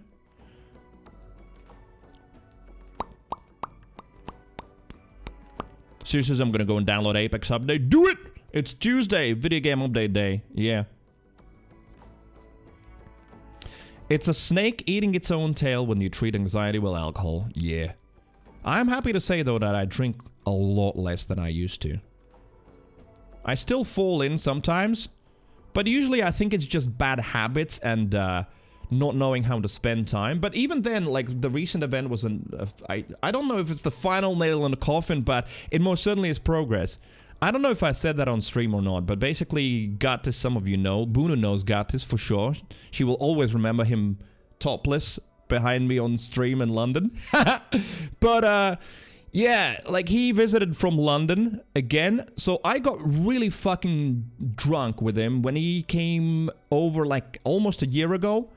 And I got so wasted. I was so fucking drunk. I didn't remember how I got home, etc. And that was when I like decided. No, wait. That was when I broke the 180-day not drinking plan. That was the day I failed massively, and I felt so bad about it. And then got this visited recently. When was that? Like, I think it was like 3 weeks ago. Yeah, I think so. 3 or 2 weeks ago. And we were like, yeah, remember what happened last time? Yeah, let's try and not do it. You know what? I don't know if that makes it funny. It's funny for me. But we went to the same place. We went to the same bar that we did that previous time. And guess what? We fucked up again. Both of us. We woke up here. Both of us in one bed. Imagine 40-year-old guys sleeping in one bed. Got us in all clothes. I'm in underpants. After absolutely getting just fucked up drunk. Then coming here, eating edibles. Watching some YouTube, passing out, and the hangover was terrible, and we were like, dude, how are we fucking up this badly? Like, and I shit you not, we had this genuine conversation during the hangover. It's like, do you remember half of the evening yesterday? No, I don't either. Like, for us as friends, you're here only for like few days. We wanted to hang out because we don't get, you know, that much time together anymore. He lives in London. Now, we switched, by the way. That's the guy that we switched with. I came from London back to Riga. He went from Riga to London literally on the same week. And yeah, we had this discussion that we failed the previous time and we failed again. And you know what we agreed for the next time? We are not going to go to a bar or a pub. We will book a dinner. I mean, might still fail, but we'll try. We'll book a dinner somewhere. A nice place to go for a dinner. And instead have some food and conversations and have a limit at what point we stop, time limit. And see if we can work it out. Because, yeah. How I started talking about it is about the whole alcohol thing. Yeah, so... I don't drink as much, but sometimes I definitely still fall back into, like, the crazy alcohol abuse that I used to do in my 20s. Buna says, this is the great experiment for humanity and all that. Twitch? Yeah, it is. Linus says, I don't think you have the capacity to care for our feelings. I mean, yeah, if you say, like, about every single person's in the chat, absolutely not, right? How could I? That's just not possible. But about certain events and certain things, most certainly. I think it's just isolated people or situations, etc. It really depends. And I think it goes both ways. But I like the friend acquaintance thing. It's very interesting, yeah.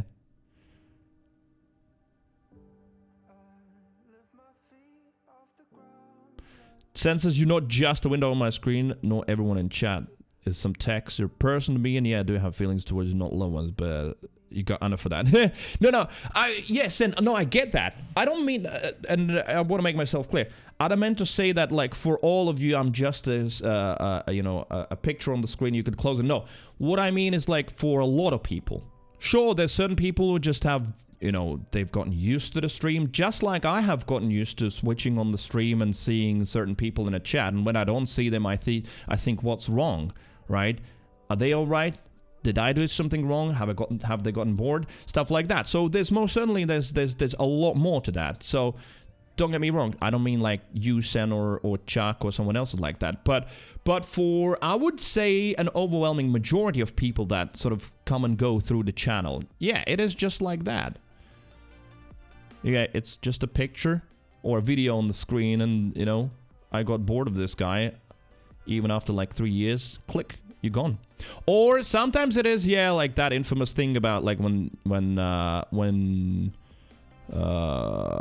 I talked about Trump, and then like that, yeah, that shed quite a few people from the chat, and quite violently as well. Some were like super aggressive and like were tweeting nasty things about me, which was really strange. After like supporting the channel for like years and being a regular, they just like flipped the code instantly. It was really weird. But that was like my most vivid experience with what happens if I, as a streamer, talk about politics. You know, those, was that 5 things? Politics, religion, what else was there? Like, you don't talk about normally if you don't want to ruin relationships, that kind of shit. Even though even that view has changed recently, where I really sort of like pulled back after that, because I was like, wow, yeah, we lost quite a few people because of that. But then that has changed in recent years, where I'm like, I've talked about it as well. I'm like, yeah, I gotta be me. You know, if I've got a certain opinion, I'll say it, rather than trying to constantly think, well, wait a minute, what does this do to the chat? Am I gonna scare someone away? Because at some point that can become debilitating. When you try and like look at everything you say and think through a prism of, well, how it's gonna affect chat's point of view on me. That's also not a healthy place to be in, and I definitely was at some point in that kind of a place.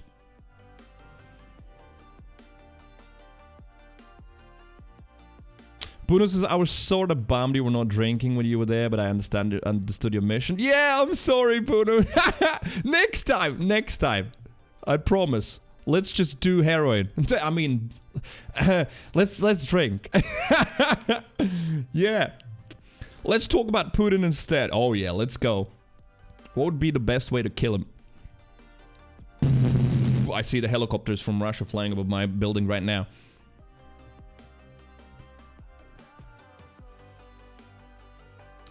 It sounded fun and good release of pent-up energy. What? Well, if you're talking about the story that I just told about me and Gatis, no, it is a fuck-up. We both agreed. I mean, it's funny to look back at it, but I think that's just a healthy way of looking at fuck-ups. I still see, and as far as I know, Gatis as well, as a fuck-up. We didn't want to get that fucking drunk. I don't know, it's not like, it doesn't feel like 20s anymore. Like 40s, you know, what is the point of that evening? Because I genuinely can tell you, I don't remember half of it. What we were talking about, and neither Gatis can. Like, we don't remember what we were talking about, nothing. It was like time spent together, but we can't remember any of that time. Well, apart from the start, the first like 4 or 5 beers, something like that. So it's kind of weird. We just, maybe it's an old age thing, you know, we're getting old, but we want a little bit more quality time. Yeah, sure, still with alcohol, but more quality time.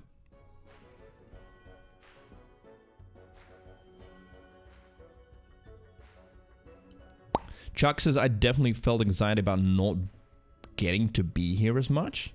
Oh no, so here we go. Streamers anxious about not being on time or not streaming a certain day. Viewers anxious about not being in a chat enough. What is this Twitch thing? Why is it doing it to us? Linda says, yeah, you can get genuinely excited for City getting married or someone having kids, but at the end of the day, we can still We can split ways a lot easier than IRL friends family. Yeah! I feel that would be a fair assessment. True. Although I would say it has gotten to a point where there's certain people, and let's not start now, you know, splitting people into groups. I mean, we all know we do that in all minds, but sometimes sometimes it's just for all minds. But yeah, you know, some people, even if I like, boom, stop streaming tomorrow, that's it, and deleted my channel, Discord, etc., there would still be people I would want to keep in touch with. Yeah, most certainly. So it wouldn't necessarily be that, just as I said about the thing about the video on the screen, it's not like I'm saying that's like that for everybody, right? But I would say for the overwhelming majority, and sometimes surprisingly even for some people who I considered being like regulars and more than just a viewer, a friend acquaintance, let's use the Chucktovsky's term. But yeah, even that can be surprising. They can just like, boom, just literally switch you off, remove from everywhere. And that's why I feel like this is such a strange social thing, because, as I said, it hurt. It felt really, really unpleasant. And then I had to, like, sort of think how to deal with that, because that also, in some ways, affects, like, how I deal with anybody else, right? And it's really weird. You have to balance those things. It's like, I don't know, I'm like, oh, I'm gonna give a really bad example in my attempt to, like, more explain how I feel. It's like, I don't know, I'm sorry, any redheads in the chat.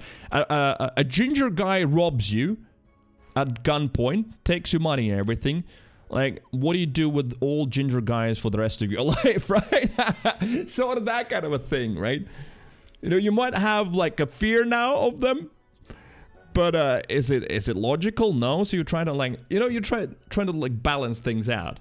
I don't know if that was a good example, but that's the best I could think of immediately on the spot.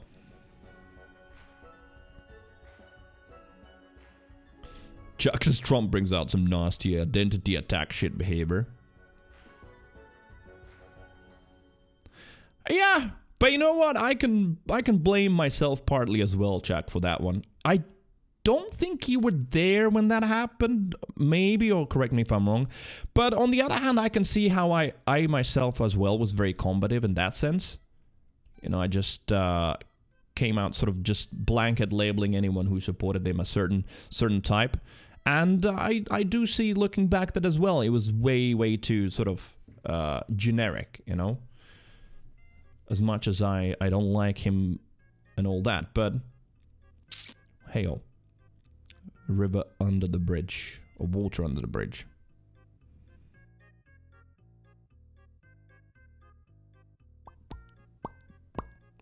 Bruno says, I think the ability to disconnect and reconnect with you all is why I treasure the relationship so much. It's not as much to keep up with you, make plans, look nice, all that. My time's most valuable resource. Oh, that's very beautifully put. Yeah, damn, that's really nicely said, Bruno. Right? Maybe that is the value. That here there is no, like, there's no judgment or anything. When in real life you might have more responsibility towards certain friends, etc., and family members. Whereas here, yeah, you could sort of like just jump in and out at your own, what's the word? Suddenly forgot. I know what you mean. Yeah, that's really well said, yeah.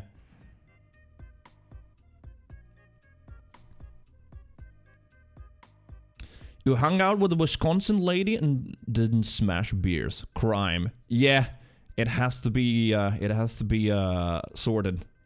Maybe in US next time. I don't know when. Yeah, I don't think Buddha's coming to Latvia again, but I might go to US. Chucker, we'll see you later. It was a pleasure interacting. And do work! Buddha says, I would go back for sure. All right. You would have to do, or maybe... Oh, you know what would be good? If I had a driver's license, then I'm getting it back at the end of March. I think it's in my calendar, like 23rd of March is when I go and pick it up. I'm gonna take the public transport, tram.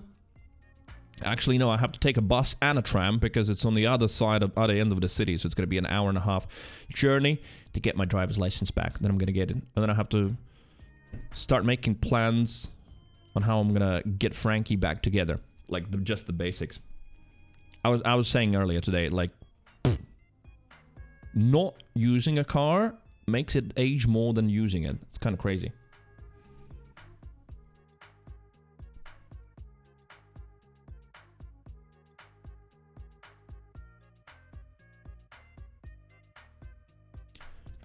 Lyndon says you don't have to like Trump and someone doesn't have to like that. We can still all get along. Well, yes and no. That one's a very interesting one, right? It really depends. But I most certainly, even if I talk about that Trump situation and many others in the chat, it's like it has been a very interesting experience. And you know what? I can most certainly and honestly and truthfully say thank you, chat, everybody here, and even the past chats and people who are like long gone already from this community, just to thank you for making me a better person, because I've learned a lot about myself as well. This has definitely been so far a very interesting experience and something that has definitely changed me for the better, as much as it hasn't been easy, for sure.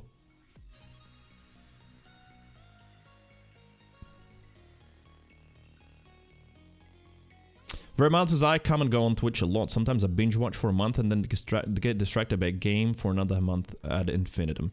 Yeah, very well. That's an interesting one. That's something I've noticed. We to this day, I mean, here you go. I'll give you an example. 20 hours ago, I'm not going to call them out, but someone followed the channel and I looked at that name and I was like, wait a minute, I know that person. I most certainly remember that nickname. And then I clicked on the chat logs and I saw that they were last here in 2018 and 2019. And it happens so much more than most of us, I guess, would think. But there are people here who, like, they have stints where they watch Twitch a lot, and they might change a job as well. That also might happen, or lose a job and watch more Twitch, and then they get a job and they don't watch Twitch anymore, and then they come back. It's, like, weird, but there are certain groups of people, yeah, that just show up and they actively follow.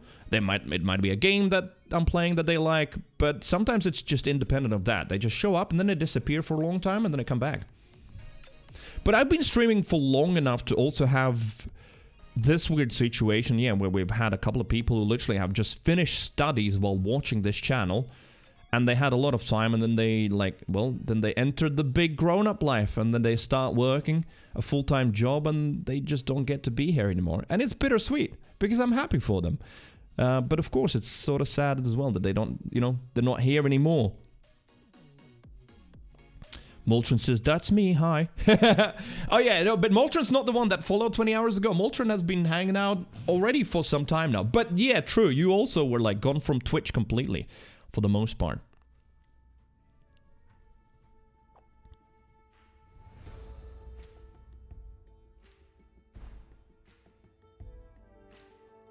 Morleth says, I used to feel anxiety about not showing up, but there are so many other things to reserve that for. Yes, true.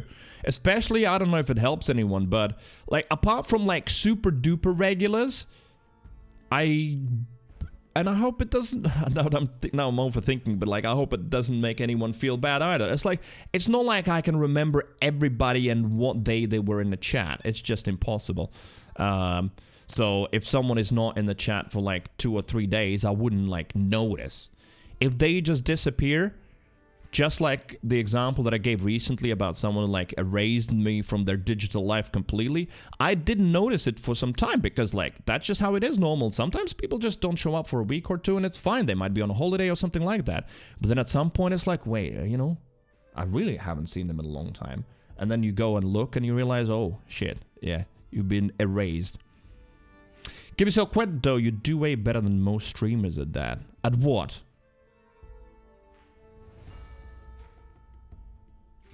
Oh, at, like, remembering people? Maybe. I genuinely have no reference point. As weird as it is, when you stream full-time, you don't actually get to watch a lot of other streams. So I don't, like, know the experience that well from a viewer's perspective. Like, I sometimes put on Seagull or Emong at the end of the day while I'm, like, eating. That's maybe an hour. But that's a very different chat.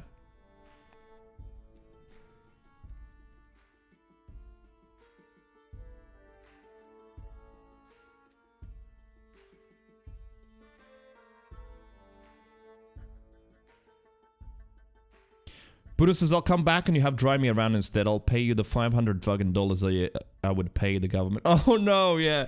Like, just a little bit of context. Yeah, Bruno got, I think, 2 speeding fines here.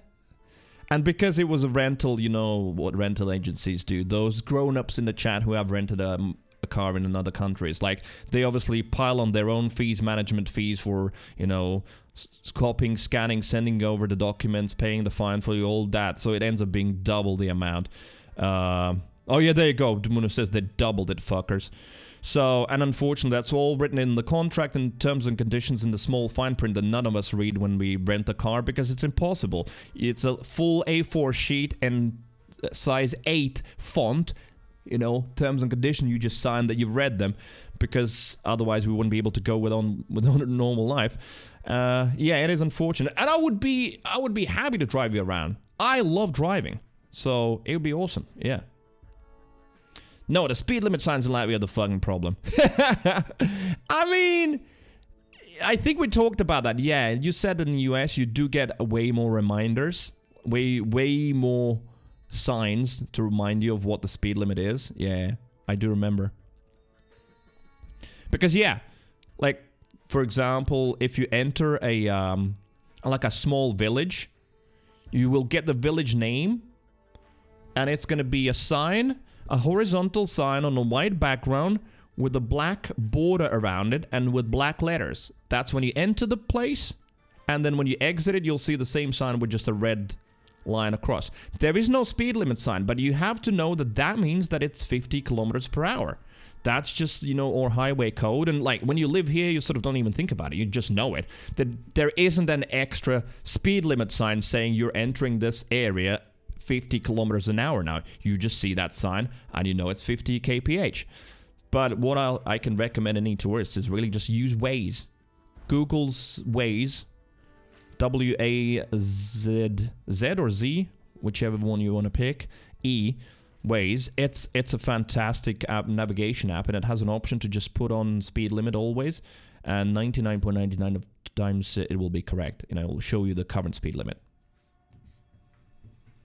I didn't do my homework, I'll admit it. Yeah, that's a thing. I agree that like if I was going to US, I would probably also have to like at least look into driving culture a little bit to understand some signs, especially because US signs are very different from the European ones.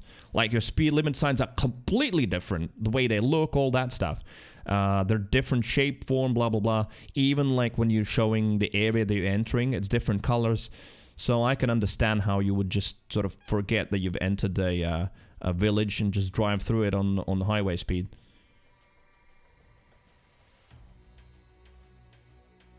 I'm still bitch about it. I mean, I get it. It especially the fucking doubling of the fee because of the rental car. That one's rough. Yeah.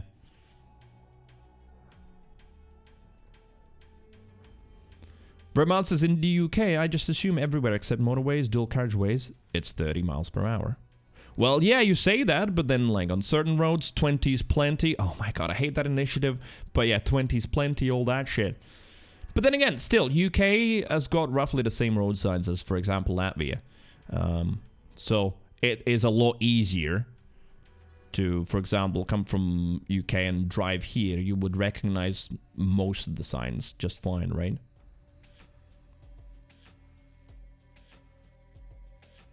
Linus says, a friend of mine had a 4-year stream anniversary, and we were reminiscing back through the years, and there was just so many people from memories that were present and just aren't there anymore. It's a normal thing. Yeah, it is. It is. Most certainly. I think you, Lyndon, Bruno, and many others in this chat are the abnormal ones. Who've been here for years and years and are still here. What are you doing here? Yeah, it definitely... Churn. Churn is the term. There's a big churn, a big turnover of people for sure, which is one of the reasons why streamers who want to be very successful and content creators, you have to aggressively pursue new follows. It's almost not to grow, but even to stay on the same size, because yeah, you will just constantly get natural attrition for multitudes of reasons. Just 1 or 2 people just slowly leaving, slowly disappearing. Yeah. And in most scenarios, not because of you, the streamer, just outside events. Sometimes because of you, the streamer.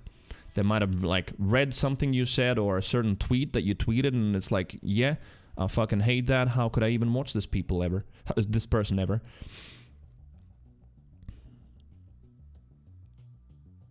Zero says, and that's how parasocial relationships go. See, I have grown to dislike that word parasocial. At some point I was all for it, yeah, parasocial, but is it? This very much is still a human experience. It very much is still emotionally affecting you. It very much involves socium, i.e. us, the society, and the communication. It's just different form. So it very much is a social relationship. It's a different relationship. It's relatively new. It's not an employer-employee relationship. It's not exactly a customer and a service provider relationship, right? Because one can watch free forever, not pay a dime. So, and then it also isn't exactly acquaintance or a friend relationship for the most part, right? Those are rare and few between where like real friendships develop. So it's really strange. Yeah, it's very, very different. And also there's sort of I'm looking for the right word. You know, if you think about scales, the disproportionate way it works, where and that has been a thing though for a while, where anyone who's on the screen, you see them, you hear a lot about them, you watch them, for example, for a few days a week. A lot of you know way more about me than I know about you, but that's not something that someone thinks about consciously. It's just because you know that much about me, you feel like, yeah, we're friends, I know you, I know this Cree guy. But then if we would meet in real life, for example, some of you, right? For me, the feeling would be like I'm meeting someone that I've never seen before, and I actually don't know anything about you. I don't even know how you look. I don't know what your name is. I don't know how your voice sounds. I don't know where you live, what you do. I don't know anything. So for me, essentially, apart from certain interactions in the chat and talking about some games, you're a stranger, right? So that's weird. And the fact that when I look in the camera and say you, right, I'm not actually addressing anyone specifically, yet for you individually when you're sitting at your home or work and you look at the screen and I'm looking into your eyes and say you, for some people, instinctively it feels like I am talking specifically to you. It is really weird. It is really weird. I am aware of the strangeness of this all still, and I'm sure that's an interesting aspect to study. Moltron says, do you go 5 over whatever the sign says in UK? Yeah, 10 actually, which is kind of like, in a silly boyish racer fashion, I'm a little bit jealous of miles per hour, because here we go 10 kilometers an hour over the limit. In UK, yeah, a 10er over. So 70 on the motorway, everybody's going 80, at least on the M25, I remember when it wasn't congested as fuck, it would just go 80. Why I say jealous in a boy racerish fashion? Because 10 miles an hour is about 16 kph faster, whereas here we only do 10 kilometers faster. 2 hours of just chatting? Yeah, just like the good old days. I don't know what it was, but today I felt like chatting for sure. I haven't even watched the videos I wanted to watch.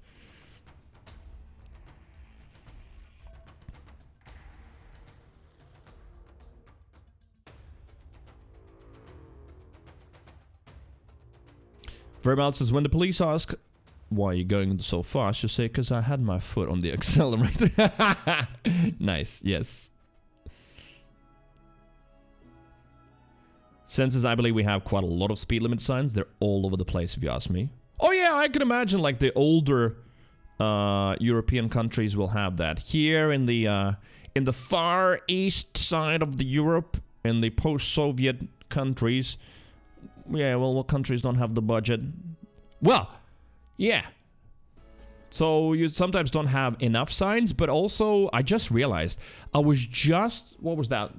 Last week, yeah, last weekend, we went to my friend's place, and, well, well, since I haven't driven in a long time. I haven't driven that stretch of the highway in a long time. And wow, I was surprised. Man, digital sign systems have been set up. Like a whole stretch of like 50 kilometers or so, they're all like digital signs. You know, so sort of like LED signs with screens and everything that can show you foggy, that can dynamically change speed. So I'm like, oh shit. Stuff's developing here. We've moved on. We haven't had those anywhere. And we're going to have our first, this summer, we're going to have our first average speed cameras. RIP. Those are rough. Those you can't really cheat. Well, you can, but yeah. Who wants to sit on the side of the road and then speed again? Essentially, you're not winning anything. So yeah, we have our first highway stretches that actually have like the digital signs. Because like, since we have really cold winters with a lot of snow, we had sections on highways where every spring, I kid you not, they would drive out literally tons of trucks changing hundreds of signs, and the speed limit goes from 90 kilometers an hour in winter to 110 in the summer. So they would just change it, and then in the autumn they would have to change it back. So I think eventually it works out cheaper to just have the digital signs that you can just adjust to any kind of number you need.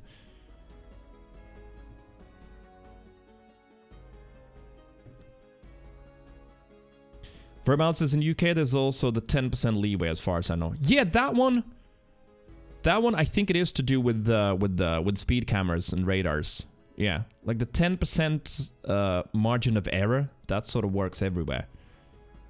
But I used to drive in UK and London. I mean, I've driven to many cities and even all the way up to Scotland in one stint. So I've done a fair amount of driving in the 10 years in UK, and usually what I feel like most people were doing is just a 10 or over. So if it's like a 70, you just do 80 and that's it.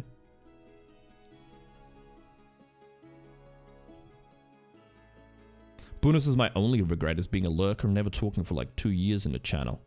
Really? What is there to regret though? You feel like you've lost out on something?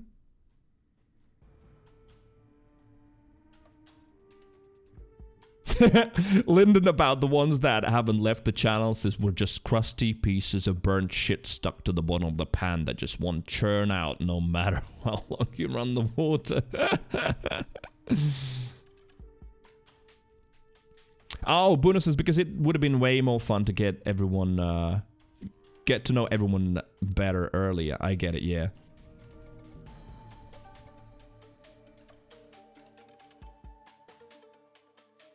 The good old USSR. I think Dan is from there. Wait, Dan? Maybe that's why he does look like a Russian oligarch. That's why I said. No, wait, you said he's Irish. Also, yeah, this is the most American thing I've read in the chat today. If God wanted us to have metric system, he would have made the world in 10 days, not 7. That's awesome.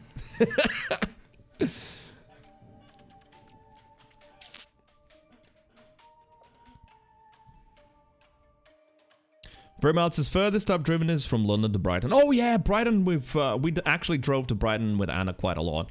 We loved Brighton. We had a couple of friends studying there, so we would go there at least once a year, I think. I feel like, well, no, not every year, but we did go there quite a few times. America. Even have a place in Brighton called New Haven. Is there Old Haven?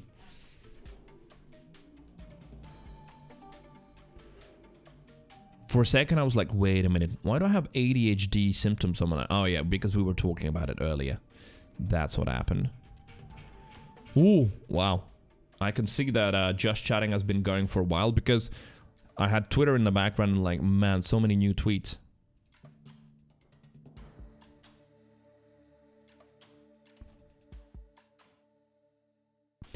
More stuff about state of the game for Destiny. Yeah, so maybe we're gonna do the video watching here and a lot of you can actually do some work today and lurk. Because, well, once again, I feel like I've been repeating that one forever. Probably gives away a little bit of my anxiety about playing Destiny soon. But yes, 28th, Lightfall launches. I will want to play that. Maybe not on day one because server's probably going to go to shit since there's going to be so many people wanting to play that. But it's a big chapter for Destiny. A lot of stuff changing. So I genuinely want to play that. I hope the channel's not going to be dead. So yeah, there's another video about another big blog post from yesterday. And Sen has to play some Frostpunk. There you go. Important stuff.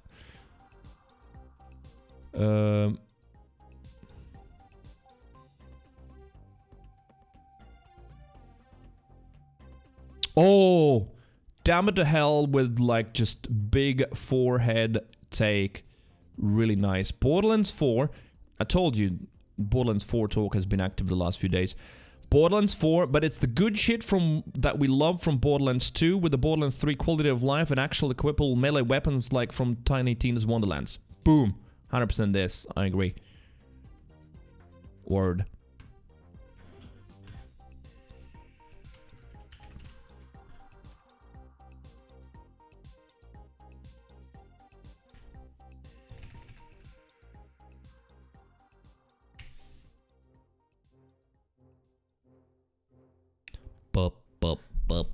Tiny Tina shows up immediately in the music, at least. Right, just quite catching up to see if there's anything interesting. Happy Valentine's Day, happy Valentine's Day, happy Valentine's Day. Every single brand trying to get in it as well. Silence brand. What else? Man, sometimes I look at some other people and yeah, what was that? Comparison is the thief of joy and all that, but man, like how, the ability of some streamers to... Like, I already stream relatively a lot of hours. There's plenty of streamers who stream like 4 a day and that's it. But like some, like just J3 tweeted like, taking a few days off to reset the mental and it's absolutely game-changing. I don't know why I didn't do it for 6 years. Like, I would have gone insane. Not taking breaks for years and years and years. I genuinely don't know how to do it.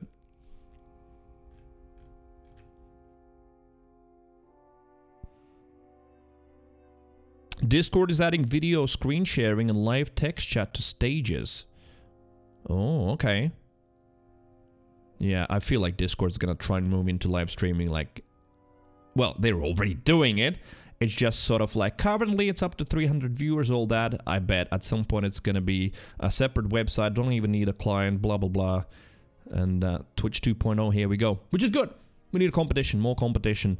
You know, Facebook so far hasn't done anything. And even YouTube is just moving so slowly, as much as they have some good inroads. But Twitch is still absolutely the dominant force, unchallenged.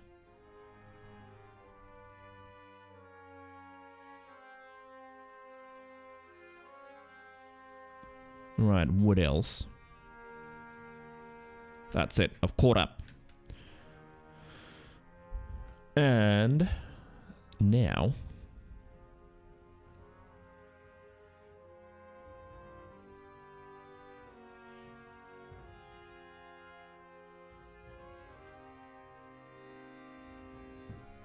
some water, toilet break, ad break, and then Dado's video about the state of the game from Bungie. Was there anything else that I wanted to have a look? Let's see, react on stream.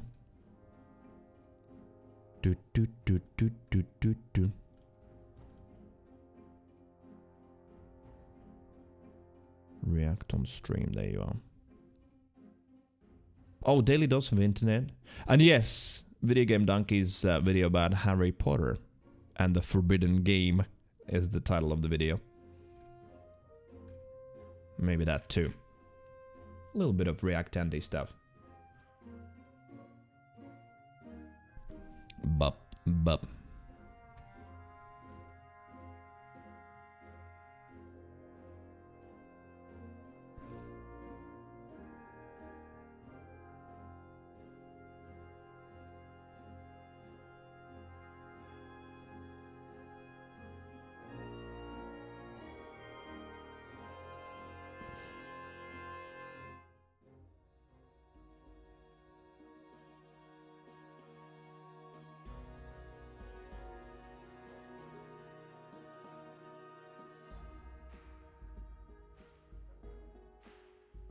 Good talk, family. Group hug.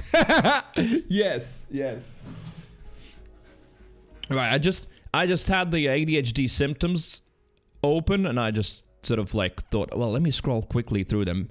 Maybe I have it, you know? See, that's just bad. That's how it works. Because like, no, I don't have it. And then we just talk about it this whole morning. And I was like, wait, well, since I've got the tab open, let me scroll through the symptoms. So I just looked through them and no, I don't have them. I absolutely don't.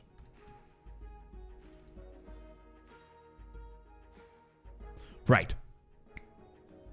Ad break. Getting some water. Destiny video.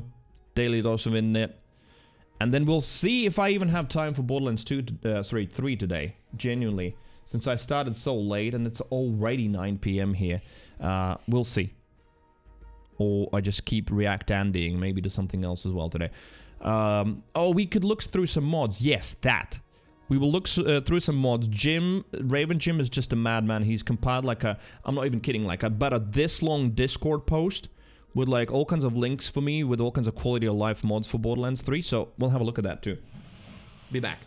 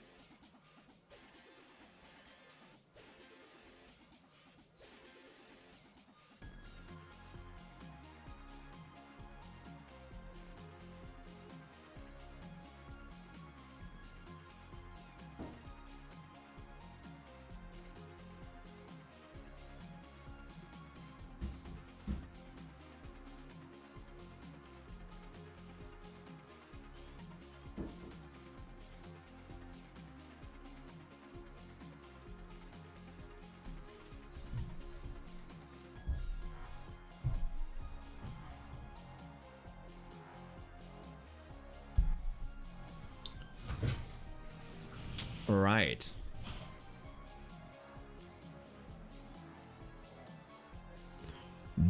One video. Hello, everyone. 2 video.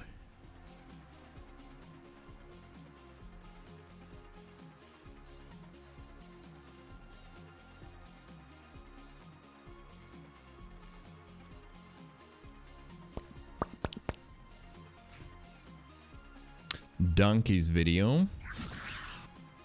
And with the new game. Oh yeah, that was in the Destiny room, wasn't it? Yep. This one first. Hi.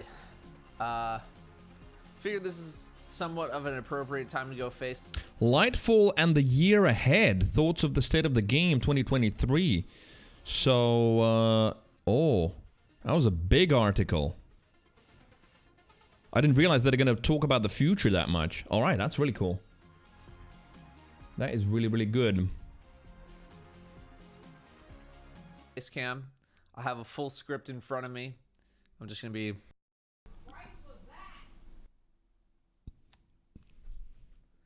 Hey, buddy. I have a full script in front of me. I'm just going to be reading off of this. This is mostly an audio-based piece of content anyway.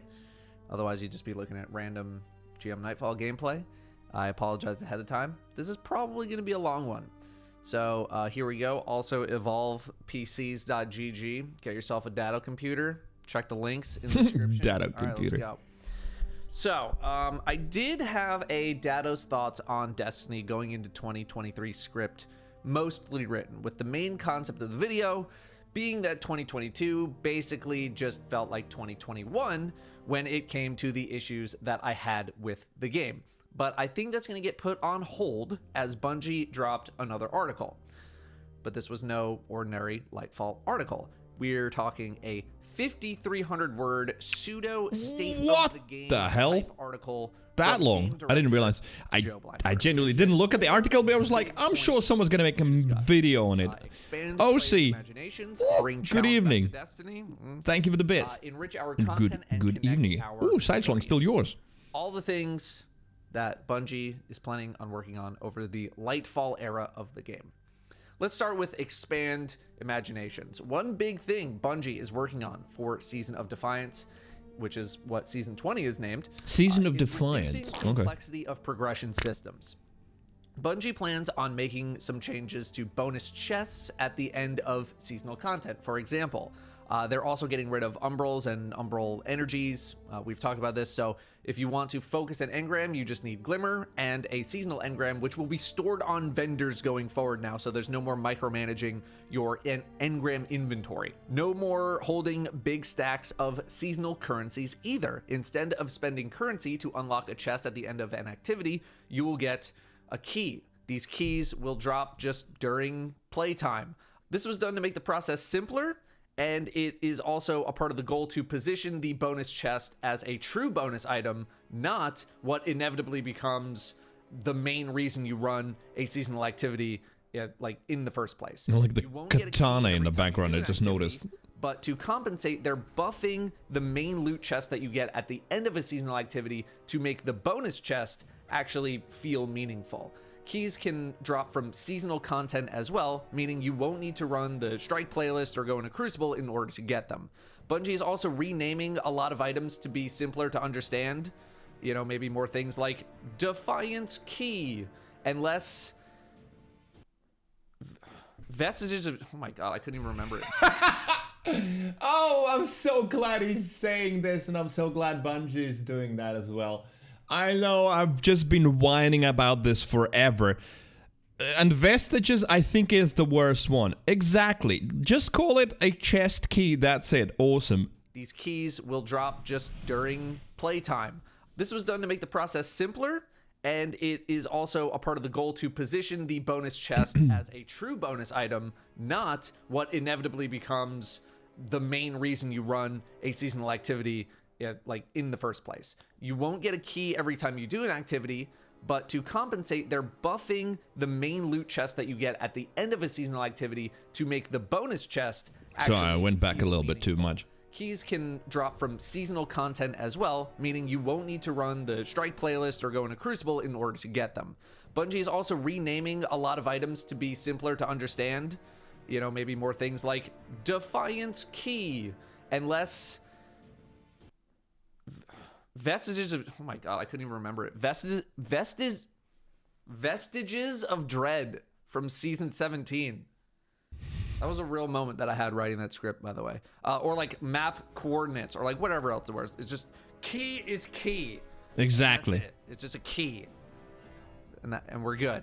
It's gonna be less work for Bungie as well, Season of the trying to Deep come up with some and names Season for that shit. 22 called, I don't know yet, will not feature a vendor upgrade system.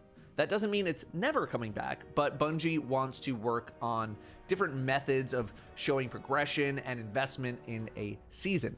In both of these seasons, Bungie is looking to make fresher gameplay experiences, sort of what like they did with Season of the Risen's activity, which I thought was pretty good as far as a seasonal content activity Risen. goes. Bungie also wants to cast a pretty wide net when it comes to tone in each season.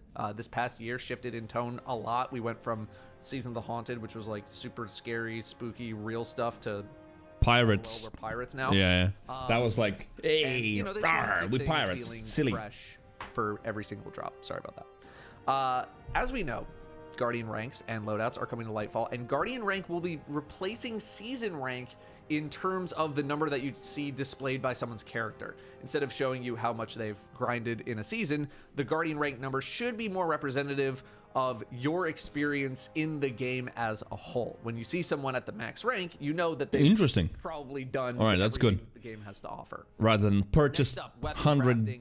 battle pass Changes levels. are common. Too many random drops in the game can feel inconsistent. Too many crafted drops ruins the fun of getting those random drops in the first place. In Lightfall, fewer weapons will be craftable, and more of the weapons with long-term sources will get value from random perk rolls.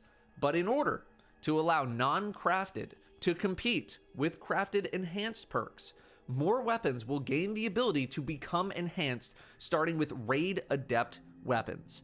Enhancing a weapon will allow you to adopt some of the systems seen on crafted weapons, like mementos and levels and access to enhanced perks.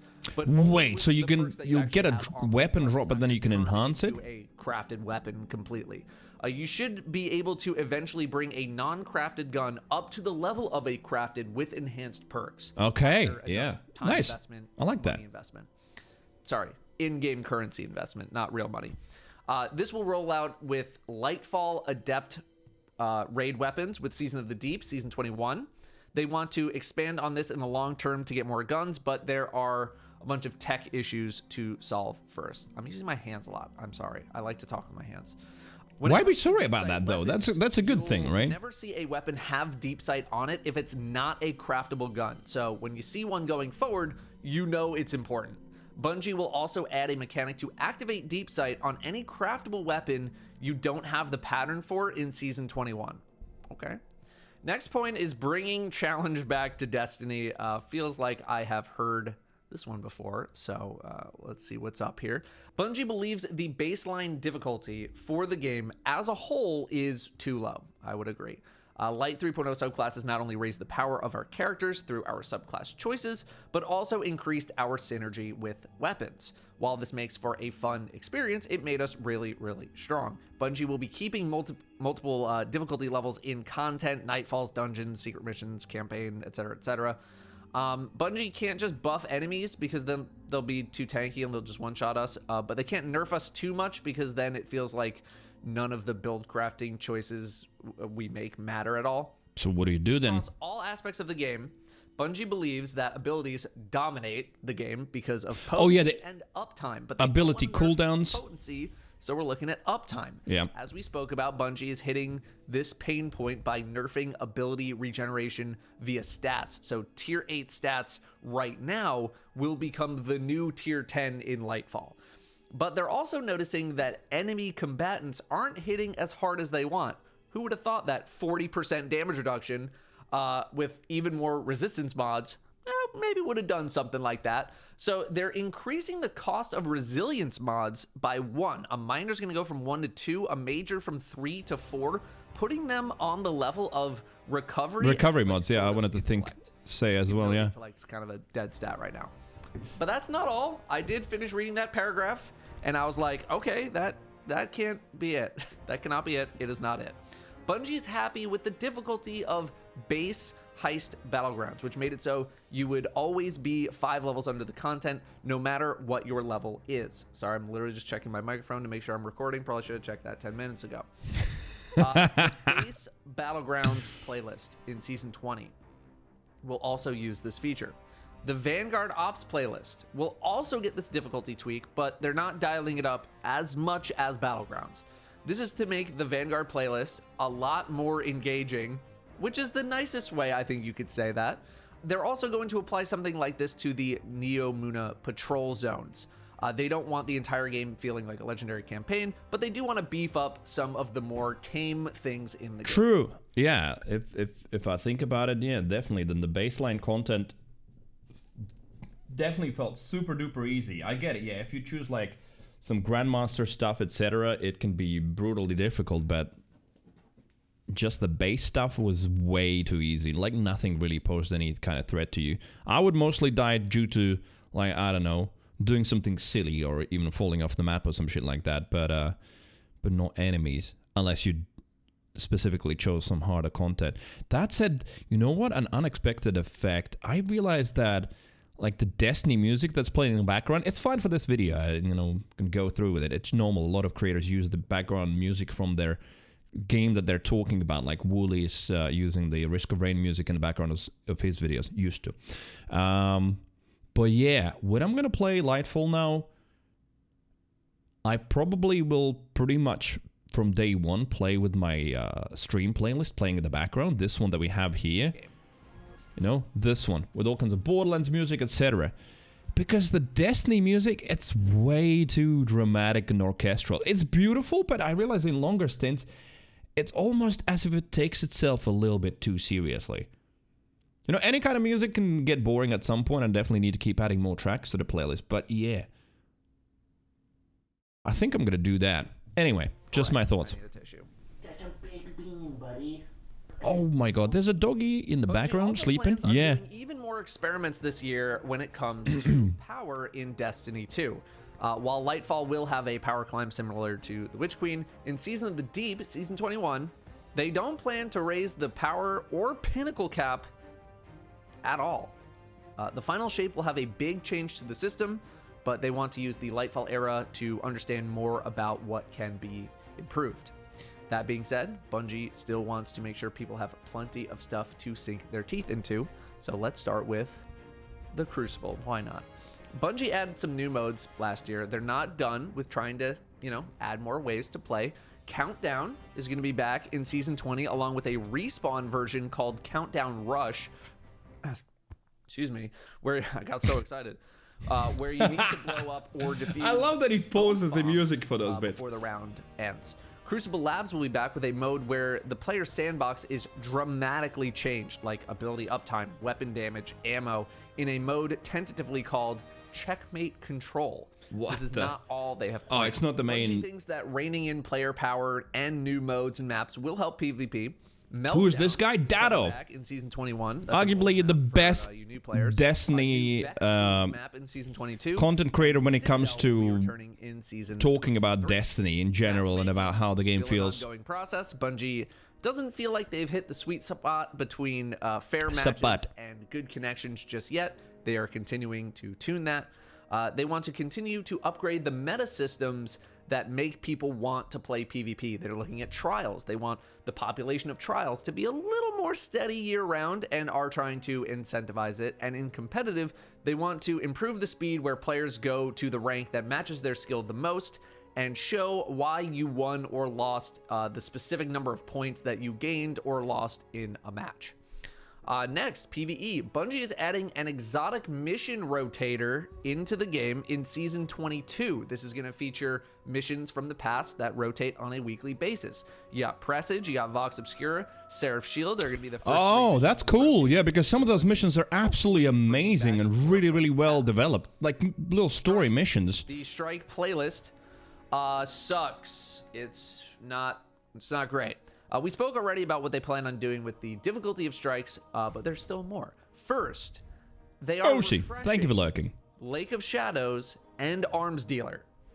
Both have had their objectives and encounters changed and upgraded to match newer things like Proving Grounds and Lightblade.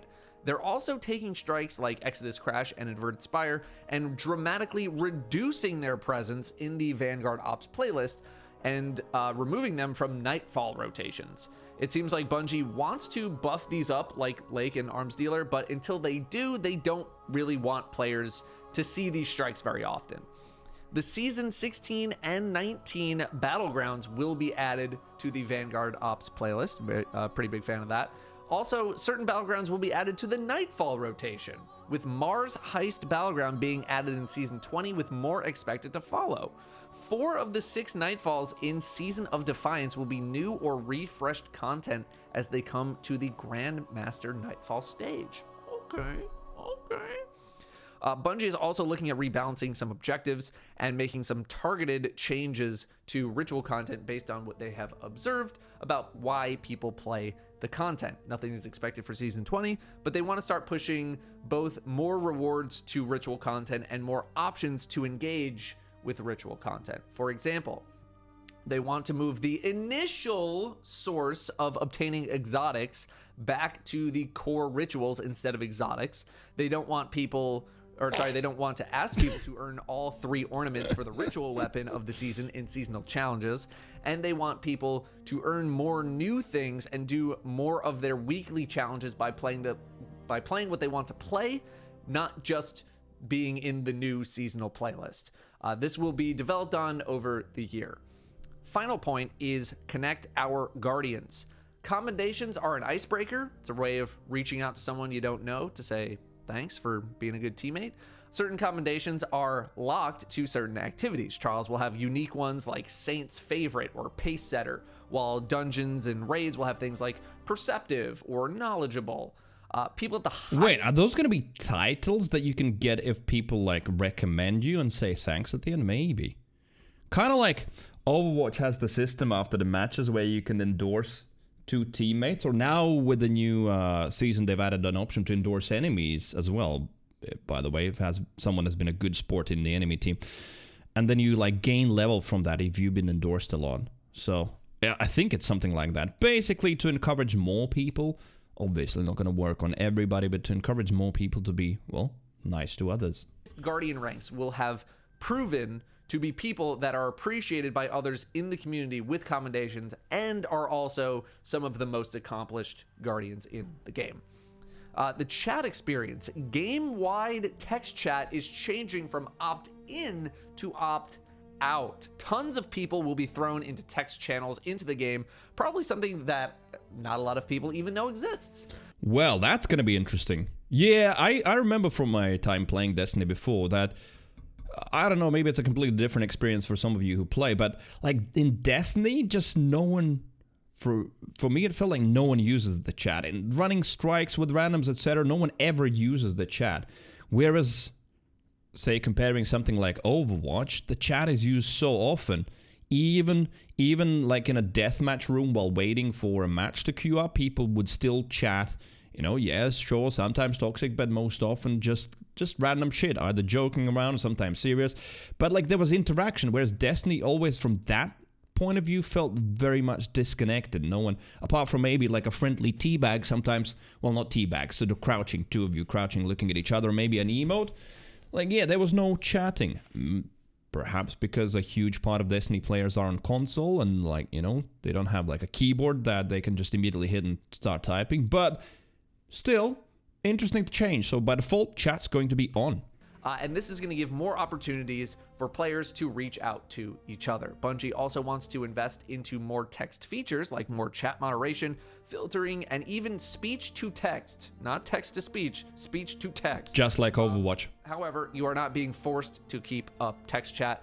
You just need to opt out, which is a couple button clicks away in the settings menu. No big deal if you don't. But yeah, the default, just the default setting can change a lot. Fireteam Leader. Initially, they wanted to launch this in Season 22, but they need more time, so it looks like it's going to be in time for Season 23 alongside a new dungeon. They want to make sure it has a ton of features before it goes live, like queuing anywhere in the game, tagging your posts with keywords, making groups where people can join automatically, or making it so you need to approve each member individually.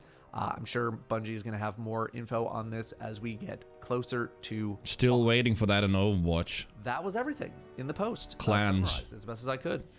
Sorta. Similar. I gotta say, Destiny has got clans, while but I think everything here looking is for game. really good or mostly good anyways, I didn't really get a huge reaction out of anything. Nothing made me really have that, oh, whoa. Well, yeah, Gambit's not mentioned. Like that. True. That could just be... That's what the memes were about yesterday that I saw. Already. I don't know, but I didn't have that, like, that big, like, oh, okay, whoa, like, big moment that I was kind of hoping for. Let's break this all down, starting with expand players' imaginations here. I know we've talked about the Umbral engram changes already, but to recap, I'm a fan. I often spend a good portion of my inventory management time deleting umbral engrams because I don't really focus them that often. Anything that shifts the inventory burden off of me to an NPC, yeah, I'm a fan of that. Nice. I agree. Conceptually, I like the idea of having the bonus chest be a true bonus and not the main thing you interact with. It was rare for me personally, since I wasn't exactly running like 15 catch crashes in a row or anything like that. But the feeling that you were wasting your time in a seasonal activity because you didn't have the right currencies at the end for the actual loot, that sucks. It seems like these loot keys could potentially unlock loot from any seasonal activities loot chest. I could be totally wrong there. It just really depends on how Bungie's going to play things out with the system. Maybe the keys work for all seasons. Maybe we have seasonal keys that only work in those pieces of content. We don't know. You know, while you, an active Dado watcher and perhaps also enjoyer, Hello. may think that a lot of these systems aren't really that complex to understand, which I don't think they are either. There are thousands of players who get overwhelmed. Tens of thousands, probably. Things. The season vendor tells you exactly how the season works every season, right in that little window. But I still make a video every season, and those videos still do really well, if that is any proof. I think simplifying things down is probably for the best. I'm not really here to gatekeep understanding different. I wanted to say exactly, yeah. It's allowing also to just new players to jump in a lot easier. In any significant way, or returning players, because it can be intimidating. You jump in like me, like jumping in after half a year or more of not playing, and then it's like, oh my god, right, there's just the 17 currencies that I need to understand and all that. Conceptually, this does not seem like something that would really bother anyone at all. And I know people are definitely going to be a fan of getting rid of the upgrade grid. All right, quick hair check. We're looking good. We've spoken plenty about how Bungie needs to change up the seasonal model to make things. I check mine as well. Yeah, it's all right. Too consistent. While consistency is good to a degree, I think, you know, season 13 through 19 have been the most consistent years in Destiny. An occasional shift is nice. I'm not going to dwell on this part too much. I think we all know what the deal is, and if I do come out with my Dados thoughts on Destiny going into 2023 video, we'll talk about it more. Bungie just needs to show us what they got in Season 21 and beyond. Guardian ranks replacing seasonal ranks is I like that a lot. Change to me. Seasonal ranks don't really mean anything other than how much did you play this season. They're not an indicator of much else. Guardian But ranks you could like also, wait a minute, you could also buy seasonal ranks, if I remember correctly. It's not only how much you play, it was possible to literally just purchase levels, right? I think so. So yeah, I mean, either way, that stat was sort of meaningless. Indicator of what kind of player that player is, like in terms of experience. I've seen plenty of low season rank players just crushing it, and I've seen plenty of like 200 plus, 300 plus players who I'm pretty sure don't even know what activity they're in. It's a lot easier as like, a player to see a rank 1 or a 2 or a 3 with Guardian ranks and be like, oh, they're just a new player, they don't know what they're doing, let me help them out, versus seeing like a rank 300 seasonal player playing terribly and be like, how are you still bad at the game? You're rank 300. There's no way. So I like that change from that perspective anyway. Weapon crafting changes. Bungie has really been through the ringer with weapon crafting. So many shifts and changes over the year. Yeah, but they've been trying, exactly, trying to find a good balance. There's a lot of craftable weapons out there. Seasons 17 and 19 had 10 weapons per vendor. Then you had the raid, the dungeon, the dares craftables. It's a lot. Deepstone. I'm not saying everyone should be grinding for every single gun out there, but it's still a lot. Personally, I am a fan of them reducing the amount of craftable weapons out there. It makes things feel more manageable. It makes grinding for all of them feel like more of a realistic goal than a chore. But the addition of making it so non-craftable weapons can be upgraded to enhanced perks and have all the bells and whistles that crafted weapons do is really nice. I know that enhanced perks aren't the biggest deal in the world and you can live without them, but there was always something, you know, poking me in the back of my mind about it. Like, you could enhance them, you could. We're starting with raid adept weapons though, not exactly like the biggest pool of guns out there, so don't expect any world drops with enhanced traits, you know, 3 days into Lightfall. But I'm pretty on board with this. I think how you feel about this really depends on how you feel about being able to grind for a specific thing versus RNG drops. I'm more kind of 50-50. Other people are like, let me literally craft everything. Other people are like, I don't want to craft anything at all. I don't want any responsibilities. I think this kind of just depends on how you feel about those systems. It just reminds me of the conversation that will never end in the Borderlands community now, since Borderlands 3 is out, right? There will be the people who will be like, well, I've only got an hour after work once a week, so I am not interested in farming. That's like content creators who can just do it forever, so they shouldn't be listened to. So I want actually all the legendaries to drop all the time, and I want an hour, and I want to have 50 legendaries so I can choose the best one for me. And then on the other end, there'll be, yeah, some content creators or some hardcorers who will be like, no, even Borderlands 2 gave too many legendaries, just make them better and make them as rare as pearls or some shit. And then, yeah, the dev has to find a good middle ground. And I feel like, yeah, often truth and the best solution is somewhere in the middle. Not always, but often. Back to Destiny. Was pretty skeptical about seeing this section. I feel like we've heard this a lot, and at one point this year, I basically lost hope that Bungie would ever nerf us again and we would be in baby game mode forever. Fortunately, that is not the case. We spoke about some of this already, but you know, Bungie is nerfing ability regeneration rates a little bit with the stat nerfs. I think that is totally fine on paper. We'll see what it's like in game. My worry is that with the mod changes that we still might just be absolutely ridiculous, but we'll see if that happens or not. Bungie making resilience cost more energy per mod was not something I exactly saw coming, in addition to the tier 10 resilience change being only 30% resistance as opposed to 40% resistance. But I think the change makes sense. Resilience is absolutely on the same stage as recovery in terms of their stat values, arguably more so nowadays. With other mod costs coming down, I don't see this being a huge deal, but it definitely will have some ramifications to build crafting as a whole. And then I was very worried about that being the end of that section, and I was like, okay, there's no way that is it. There's definitely got to be more, and there was.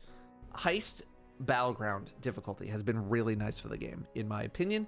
I like being moderately challenged in day-to-day activities. It makes all of my build crafting work actually feel like it's paying off. Oh my god, yes, it's so good that he's saying that. Again, I'm just drawing from my memory from my last, you know, Destiny gameplay feels. And yeah, if you're doing just normal everyday content,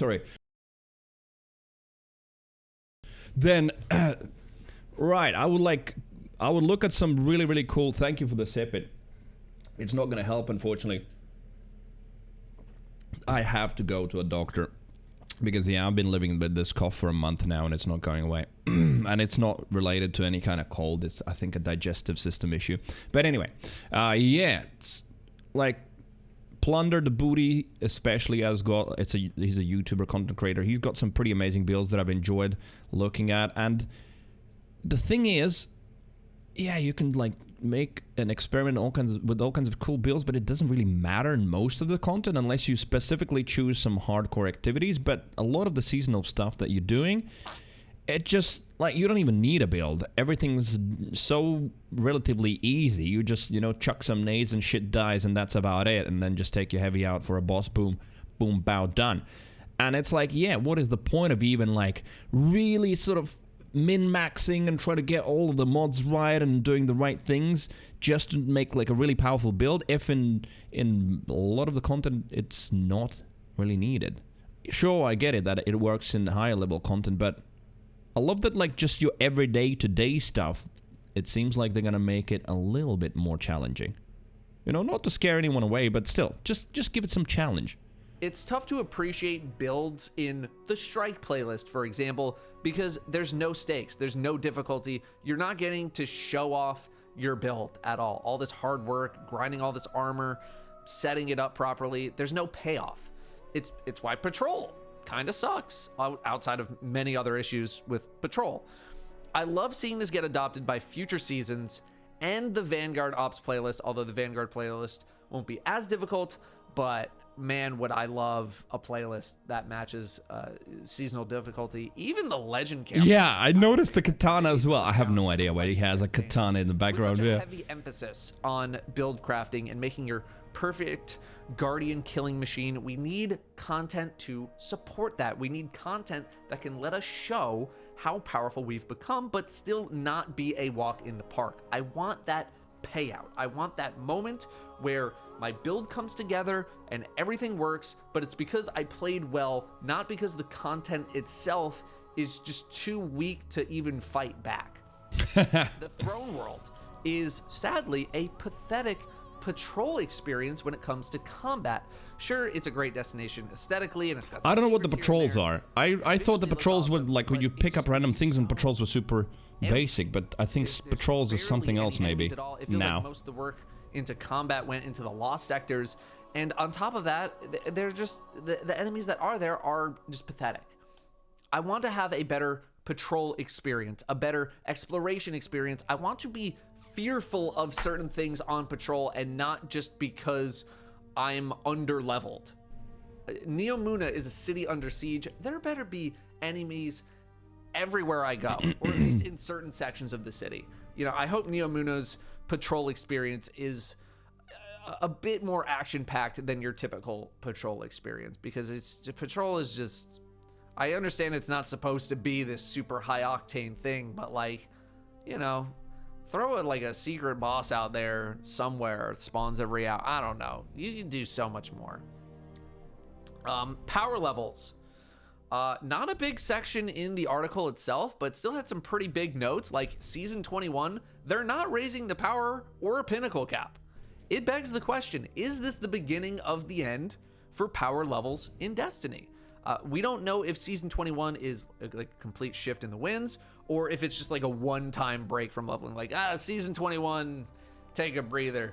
I've been saying for months now that I think Bungie is in get to the finish line mode, where they're so close to the final shape and the end of this era of the game that anything that isn't in complete shambles is probably safe from major changes, because they just want to get to the end.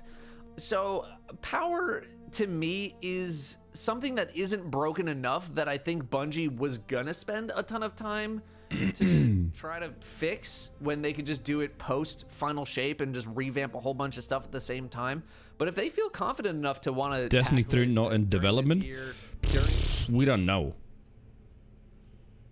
Like, they've been talking about it so much that Destiny 2 is the ultimate Destiny, and that they can see like 5 more years ahead. Which, I don't know. I mean, it does look decent. And it definitely was improved a little bit, somewhat recently, you know, visually. But, yeah. I can see how for some people, they might just want, like, you know what, just a clean slate. New story, new NPCs, new stuff happening. Just let's get a new Destiny. I can sort of be behind it, but as far as I know, no, they've got so many more plans for still Destiny 2. Why they're still working? Because it's a live service game. It's an MMO. It's not Borderlands. It's, as much as people like to compare it, it's a very different game from Borderlands. It is an MMO. I feel like it's in many ways closer to World of Warcraft than it is to, say, Borderlands. So yeah, it's a live service game, and therefore, yeah, I can see them just, well, keeping it going. But I can also be sympathetic with the sentiment that, like, yeah, you know what, let's go with Destiny 3. Come on. New story. No more travel and no more Dorito ships. New shit. But then again, theoretically, they could do it maybe in Destiny 2 still. I don't know. Anyway, just my 2 cents. The expansion before the So we don't know. I don't think Destiny 3 is in I'm not development. gonna I don't argue. think so. I'm not going to argue. It's their game. Again, leveling is not just something that you can rip out of the game and throw it out the window and the problems are solved. It's a much more complex issue than that. Joe also says that there are Some major issues with power in Destiny 2 and how it prevents players from seeing some of our best content, which isn't even the biggest issue about leveling, but I'd say it is some modicum of level of an issue. That probably wasn't English. Crucible. We're getting some old maps back. We're getting a new map. We're getting some old modes back. We're getting some new modes. Good stuff there, although my belief as a Crucible casual is that Crucible mostly lives and dies by how good the sandbox is at any given moment. Right now, the sandbox is throw abilities every 30 seconds and have an overshield the whole game, which is not fun to fight against. I want to see how the sandbox is in PvP first before I care about new maps and modes, because if the gameplay is not fun, I'm not even going to see the new maps or the new modes because I will not be playing in the first place. That is just my perspective. I'm not too surprised otherwise about the amount of stuff Zero. that we Okay, you've saw never for played PvP. Destiny. Got it. Yeah. Although competitive, basically, Yeah, it's an MMO. getting one line is a little bit of a bummer. It needs more features like lever protection for one. Exotic mission rotator is pretty cool, but the missions that everyone wants to see, like Whisper and Outbreak, are not there. I understand why they're not. These missions came out pre-Beyond Light engine shift, which likely means that Bungie needs to more or less completely rebuild these missions, which they probably have not had the time to do. And also, if you're Bungie, do you spend time completely rebuilding old content, or do you spend time building completely new content? You know, kind of an easy call to make there. So I understand. A lot of people have said that There are guns in it. A lot of guns. Game, I would agree, and that they wish that, you know, they would stay and all that. Like, it seems like a waste, you know, for Seraph Shield to only exist for 3 months. I personally want to see people put their money where their mouth is when this playlist comes to the game. Part of me feels like this is some, oh my god, can't believe Bungie is removing some of the least played destinations and content from their game to make room for new stuff. Where they, you know, where people just kind of want to be mad about something even though they weren't playing that content that often to begin with, if at all. Like, let's be real. Are you still playing Seraph Shield after you get all the catalysts for Revision 0? Were you still playing Presage for the love of the game? You know, what I can understand is incentivizing these missions with like a pinnacle reward, although who knows what's happening with that anymore. And people saying that they'd rather run like a Vox Obscura or a Presage for a pinnacle drop than the Strike playlist. I get that. I totally get that. Completely agree with that. But a part of me deep down feels like this is more like, I was on Titan all the time. How could you remove this? And it's like, no, you weren't. Come on. The thing that did get me the most excited, and I can't believe I'm saying this after a full state of the game type post, was the Strike refresh with Lake of Shadows and Arms Dealer. Lake of Shadows, not exactly at the top of my list. Lake of Shadows was the shortest strike, right? Here we go again. Ooh, look, Alini. Helini0088 just subscribed. Thank you. Hey all.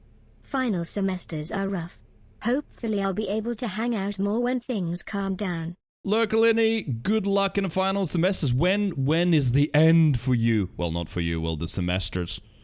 Thank you for the resub. You're still wonderful. Thank you very much. And hey, you know, you're welcome anytime here. May. Okay, so you've got a little bit of February. January, February, March. Yeah, March, April. Suddenly I was like, wait, April or March? March, April, and then May. So, smash it. And thank you for the resub. Thank you, Look, Alini. Do you get to play anything and relax at least? I hope you do. Have it than nothing. One of the things I've been preaching about all year is the fact that so much content is living in a Destiny 1.0, 2.0, even 3.0 world when us as players are at like 5.0, 6.0 power levels, right? That old content needs to be revitalized. It needs a facelift. It needs to be reworked to make it worth playing in the current sandbox. That is exactly what Bungie appears to be doing, finally. I'm not expecting anything revolutionary here. It's Lake of Shadows. Like, let's keep things grounded, right? It's Lake of Shadows. It's a strike. But it would certainly help my interest in playing something like... I could Vanguard even Ops just Playlist, run or, quickly like, now through actually Lake of being Shadows in excited my about mind. Them being the That's how Nightfall short it game. is. This is why stuff like Battlegrounds has been entering the Vanguard Ops playlist. Not only are they appropriate duration levels of activities, but they're somewhat updated to today's standards and people enjoy them. I'm also excited to see Reading fun, no games out of focus. Grandmaster Nightfall World. The last stint. I know early on when GMs were new, you know, whenever we had a new strike enter the rotation, it was a fun little moment of like, oh, Tuesday, new hard PvE thing. Let's go figure it out. To have that feeling come back, maybe, you know, once or a couple times per season for the next little while, I think that's going to be really nice. The rest of this, you know, we're going to keep pretty brief. Rebalancing of rewards, not much to say here. I love that I won't even need to think about getting the ritual weapon ornament from Gambit. Not that I was doing that to begin with. Oh, speaking of which, Gambit. No Gambit notes. None. You know, can't say I blame them. You know, I think people would have appreciated some notes on exotic farming from Lost Sectors, as we've gotten a ton of exotics recently, and people would love a bit more of a targeted method of farming them outside of, you know, waiting for Arm Day and just hoping for the best. Commendations seem neat, but I don't ever really feel like I've enjoyed their presence that much, because it just felt like something I was obligated to do, like in Overwatch or something. It's like, if you won, commendations for everyone, we did great. If you lost, rage, leave the game immediately, no commendations. There's obviously nothing wrong with having this system in the game at all. It's just like a little note that I wanted to make about commendations. I think they're totally fine. It's interesting. I made the same comparison about Overwatch. Opt out instead of opt in, I think, is a great change. I think it should have been like this from the get-go. Obviously, not everyone wants to be a part of that experience. You can turn it off and never look back after 2 button presses. Opt out might introduce some people to a part of the game that they did not even know existed, which is talking to other people. Yep. Fireteam Finder looks pretty neat, but with it so far away, I don't have a ton to mention other than this is probably what Guardian Games should have been all those years ago. I'm glad something is coming to the game at some point. Seems like Bungie has a pretty good feature list for it, but you know, until it's actually here, I don't really have that much to say other than that's neat. Also, I don't really LFG anything in the game, so I don't even know what kind of commentary I would have to offer on a feature like this when it does come out. That's the whole thing. Good post. Overall, good post. Nothing it blew me away. I didn't have this crazy wow. Same. I was expecting like maybe there's gonna be, but because recently there have been just so many big announcements, like normal blues and like the build crafting changes. So it's almost like I'm expecting like even more crazy changes, but still good stuff. In favor of some more experimental stuff. That's all I got. Sorry, this. Nice. Thanks, Dado. Breaking down a 53, what was it? 53,000 word article or some shit. Big one. Thank you, thank you. Right. That's me in preparation for Lightfall.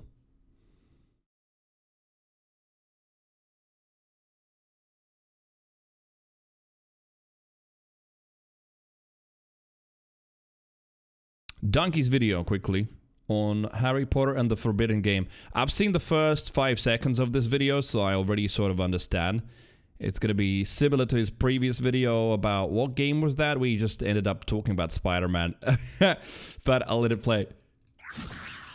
Here I am with the new game Harry Potter Legacy. Sorry about that, everybody. I did not know about the whole situation behind that game, so instead we're going to be playing the new Rick and Morty game. I feel like I need to apologize again. I did not know that the dude who makes that game was a sexual weirdo, so instead we're going to be playing Overwatch 2. Okay, apparently the team behind Overwatch was doing some really messed up stuff behind the scenes. So, okay, apparently the team behind Assassin's Creed was doing some really messed up stuff. Okay, apparently the director director on that game was fired for unspeakable acts, so we're doing Dead Space. I did not know that EA was funding a blood diamond mining operation. I am now trending on Twitter. People are calling me more evil than Voldemort, so instead we're going to be playing. Sonic fans are now attempting to sue me for defamation. I don't think that's how it works, but just to be safe, we're going to be playing Last of Us Part 2 instead. Gamers, I made a big mistake. I'm getting in a lot of trouble today.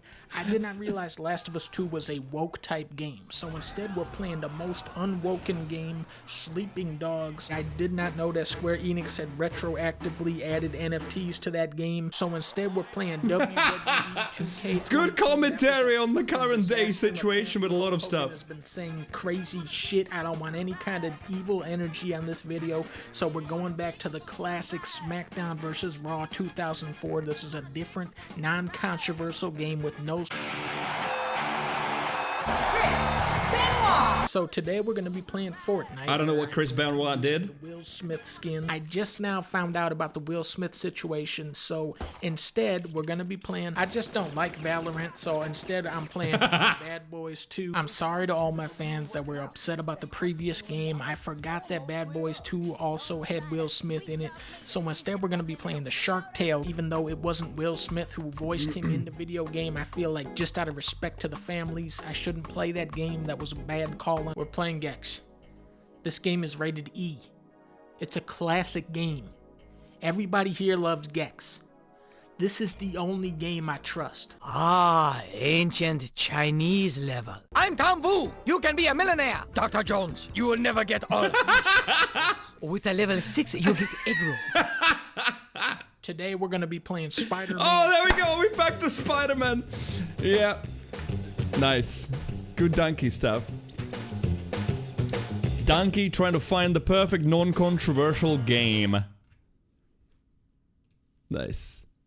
Alright, 2 daily doses of internet? Why not? Today's that kind of day. Hello everyone, this is your... The lazy content, not even having to aim.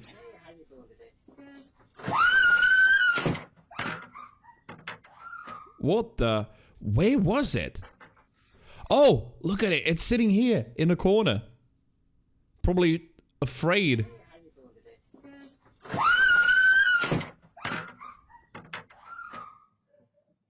Oh my god! That's gotta be 50 plus pounds. Yeah, seeing it. Fat lord. Oh! It was. No, I did not. Just...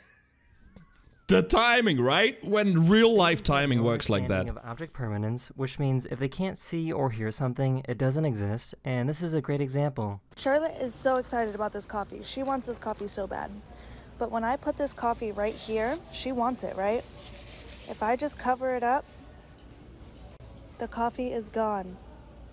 She has zero idea where it went. This guy was really... Man, I understand it. I know the object permanence concept. It's still so weird to see it in action, right? It's like, oh, it doesn't exist. And at some point, there's a click in their brain and she'd be like trying to get that coffee and peeling that blanket back. Really upset about walking into some wet cement.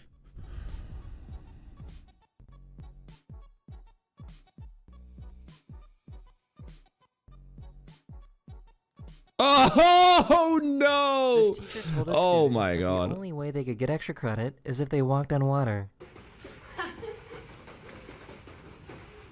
Oh. Oh no, he's not impressed. She did. I mean, come on. She did walk on water. Give her a smile at least. Oh man.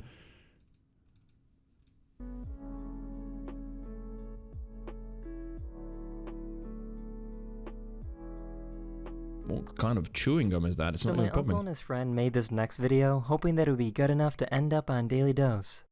Oh man, it's frozen! Seriously? The TV's frozen too! This is why you can't Oh, trust these no. kind of locks that you see in hotel rooms.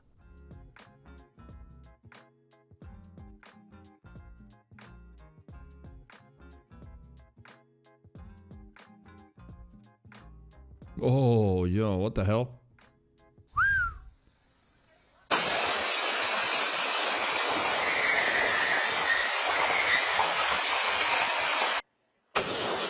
A van drove What the fuck?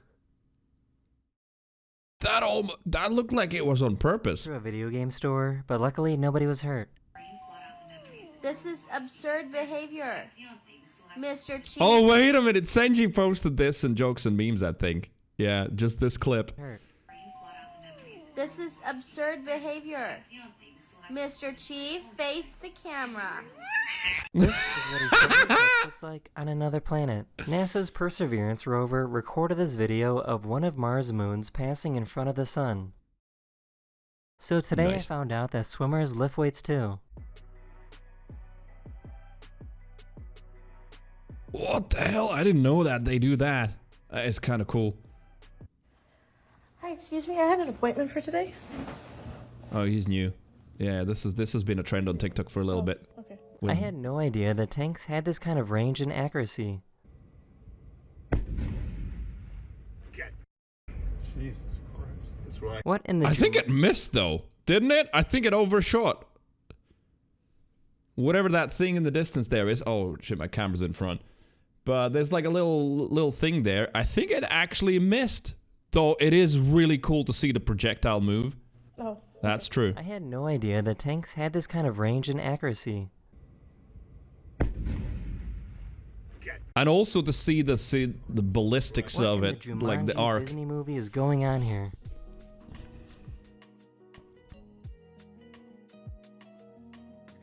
There's a pony and a goat. Yep, and 2 horses.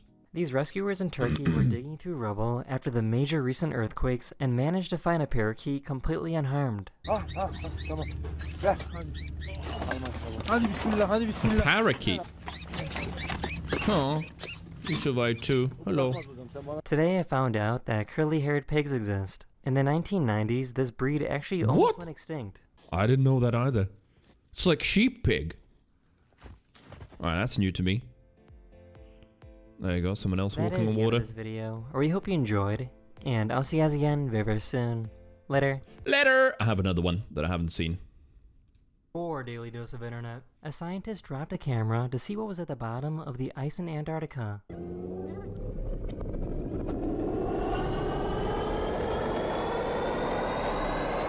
What the hell? It's the sound that's cooler. Also, that's a deep bore.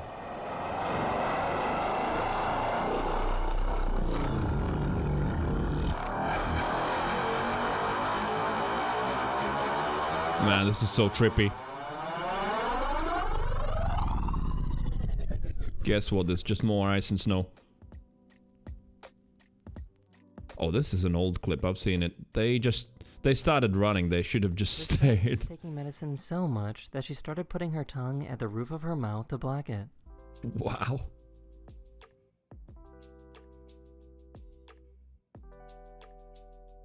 In case you didn't know, eyes are not solid in place. If you look closely, you can see how they move around like a bowl of jelly. Oh yeah, it does sort of jiggle.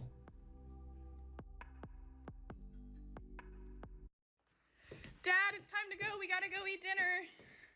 Oh, you're walking the dog. Okay, cool. These YouTubers are twins, and they like to make people question Yeah. their reality. All right, yeah, I watched them on TikTok, but these guys are so interesting. Like, man, they trip some people out. It's such a simple concept, just 2 twins dressed in the same clothes, but yeah, some of the videos are really, really cool. You're walking the dog. Okay, cool. Pig wool sweater, right? And they like to make people question their reality.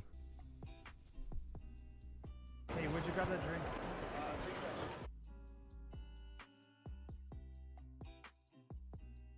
Hey, how are you, man? Good to see you guys. Red light above the new building that they're building. Oh yeah, this is also an older clip I've seen, and man, that's such a mean prank. I don't see anything. Hang on. Is it like a helicopter in the distance or something? No, let me turn the light off. I think it's too bright.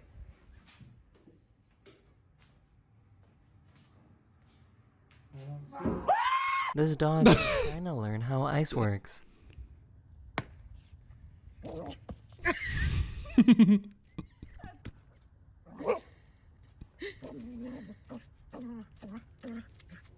This cat seems to have adopted this monkey.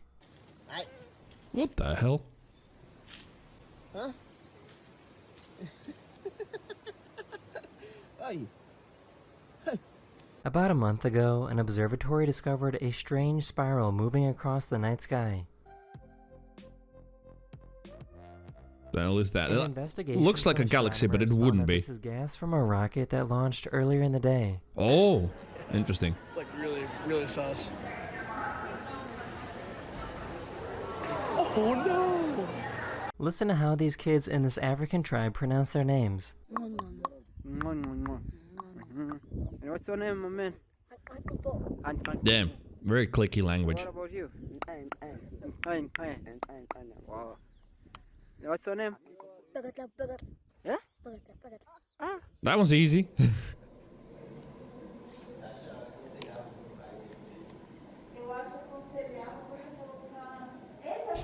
These kids aren't afraid of bees anymore because they're... I mean, yeah, the eggs do smell, especially if you keep them in a container like that. Kids aren't afraid of bees anymore because their mom is a beekeeper. Are you guys used to being in a swarm of bees? Not really, but You don't even seem to be fazed by it. No. I've been here so much times I'm not scared of it. You're not scared of the bees anymore? No. Well, that's good. But it's weird with the bees. I've seen like a lot of beekeepers as well. Like, yeah, okay, sometimes some of them have like the full-on hazmat suit thing, but sometimes they just don't have anything and the bees just don't seem to bite them at all. It's almost like they can feel if you're afraid of them. And it's a traditional way of making lace. This is just some magic. It's just some white hat magic right there. I found a really cool artist that thought of a really smart method. Yes, this is really cool. I've seen this one as well. I mean, it is the same thing over and over again, but still, it is kind of cool. That is the end of this video. I really hope you enjoyed, and I'll see you guys again very, very soon. Later. Later. Thank you very much for the entertainment.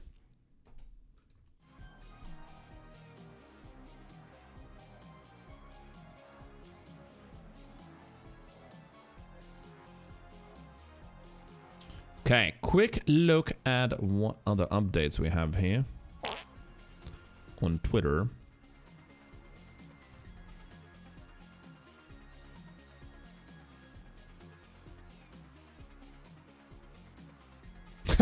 Happy Singles Awareness Day. I mean, yeah, that's one way to put it. Yeah.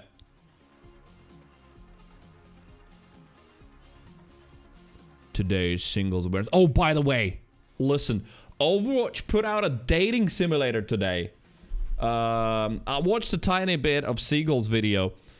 And it's... Wow, they put in so much effort, genuinely. If you like Overwatch, even if you play it a little bit, just go look for the Overwatch dating simulator. It's a full-on dating simulator game.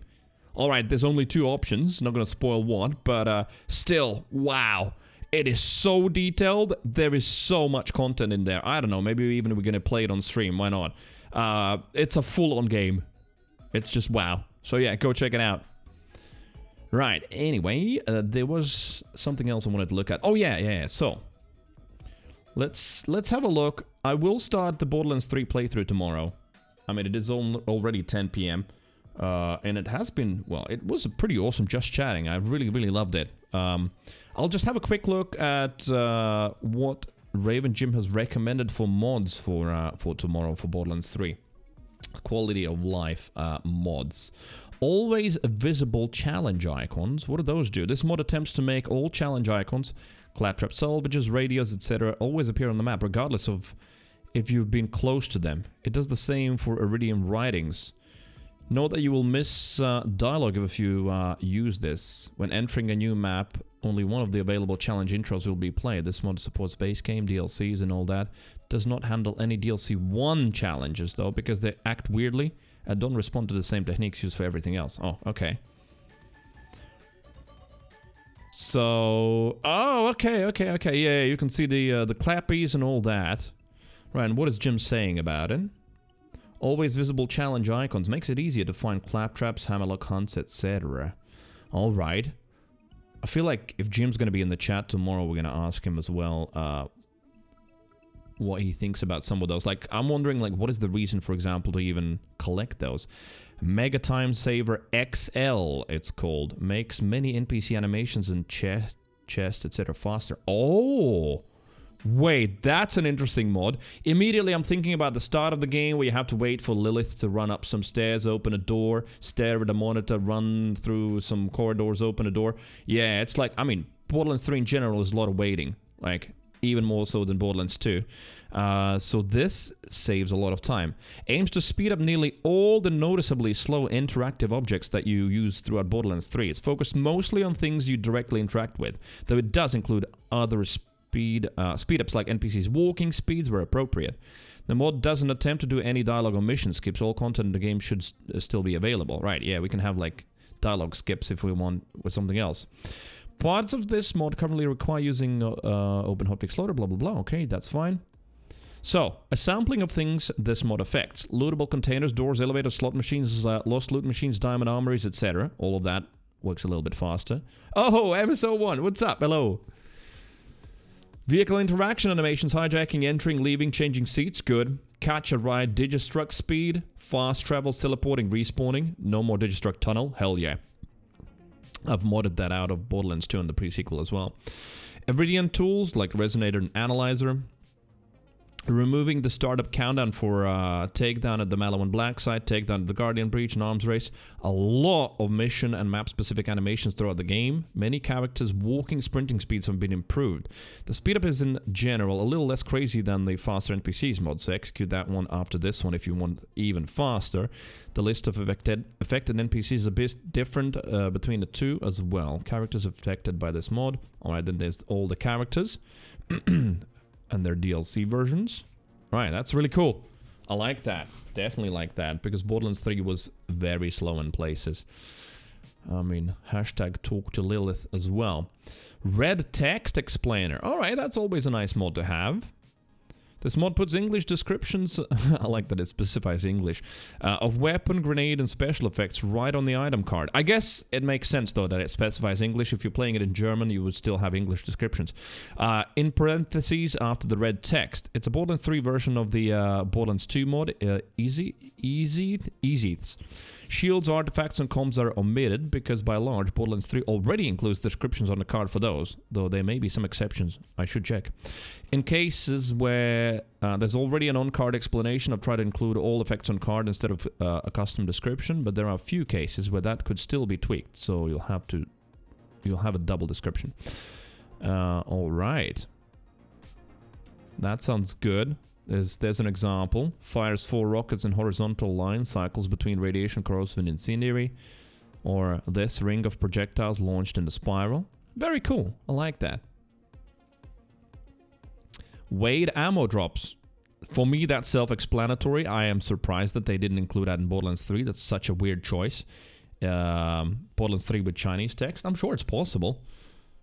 Although that's always going to be one of those interesting examples from my streaming career where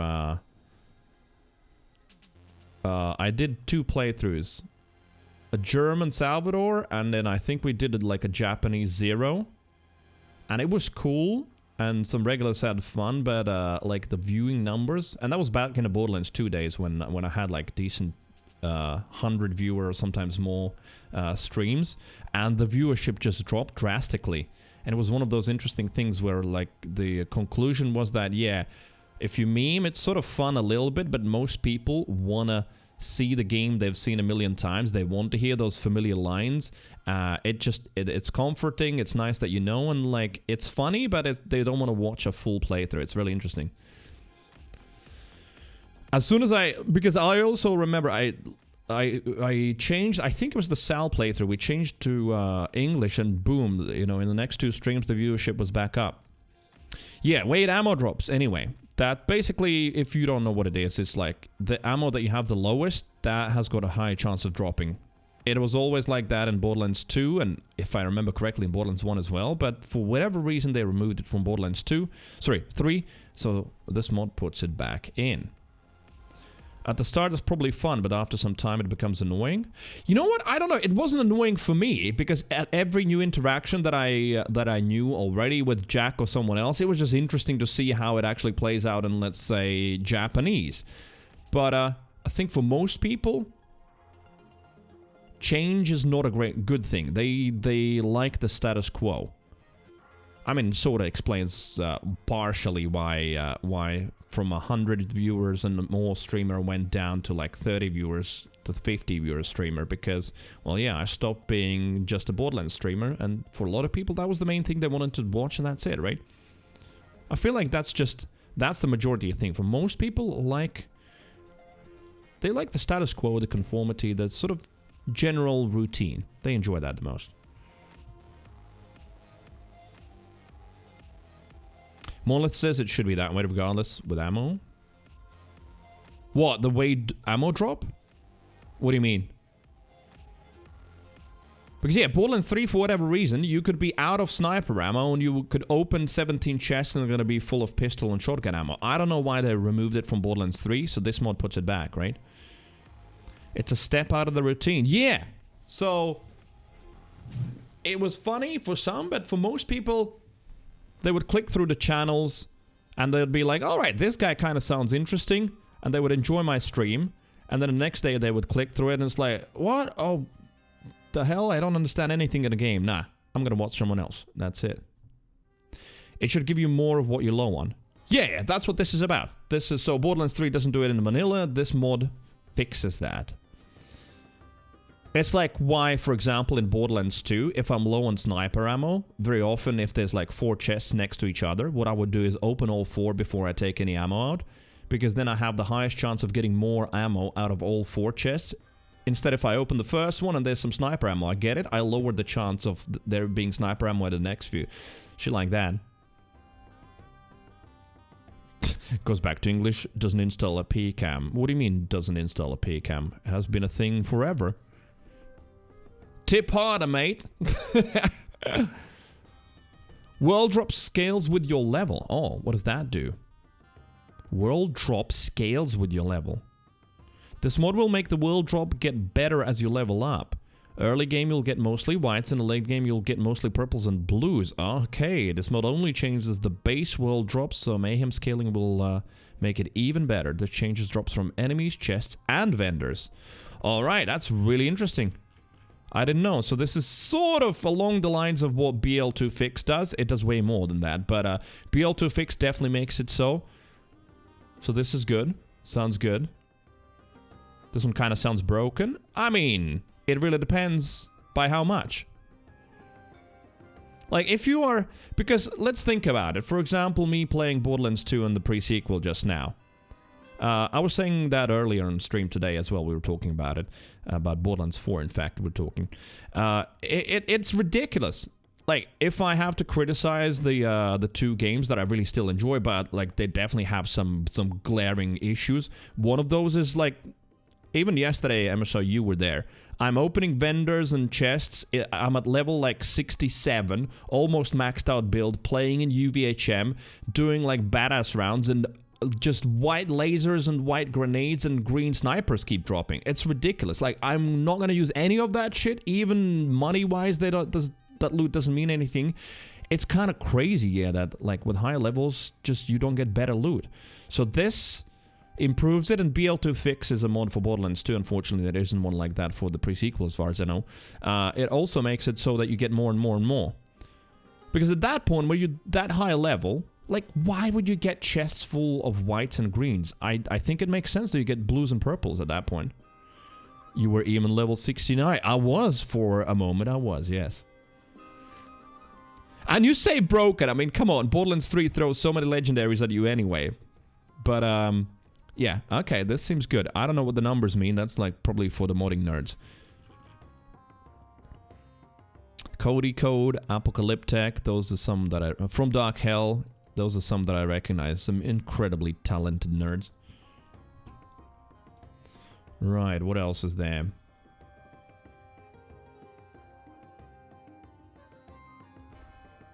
Oh, wait, Jim adds an additional comment. Is this the same? Yeah, okay. See? This one...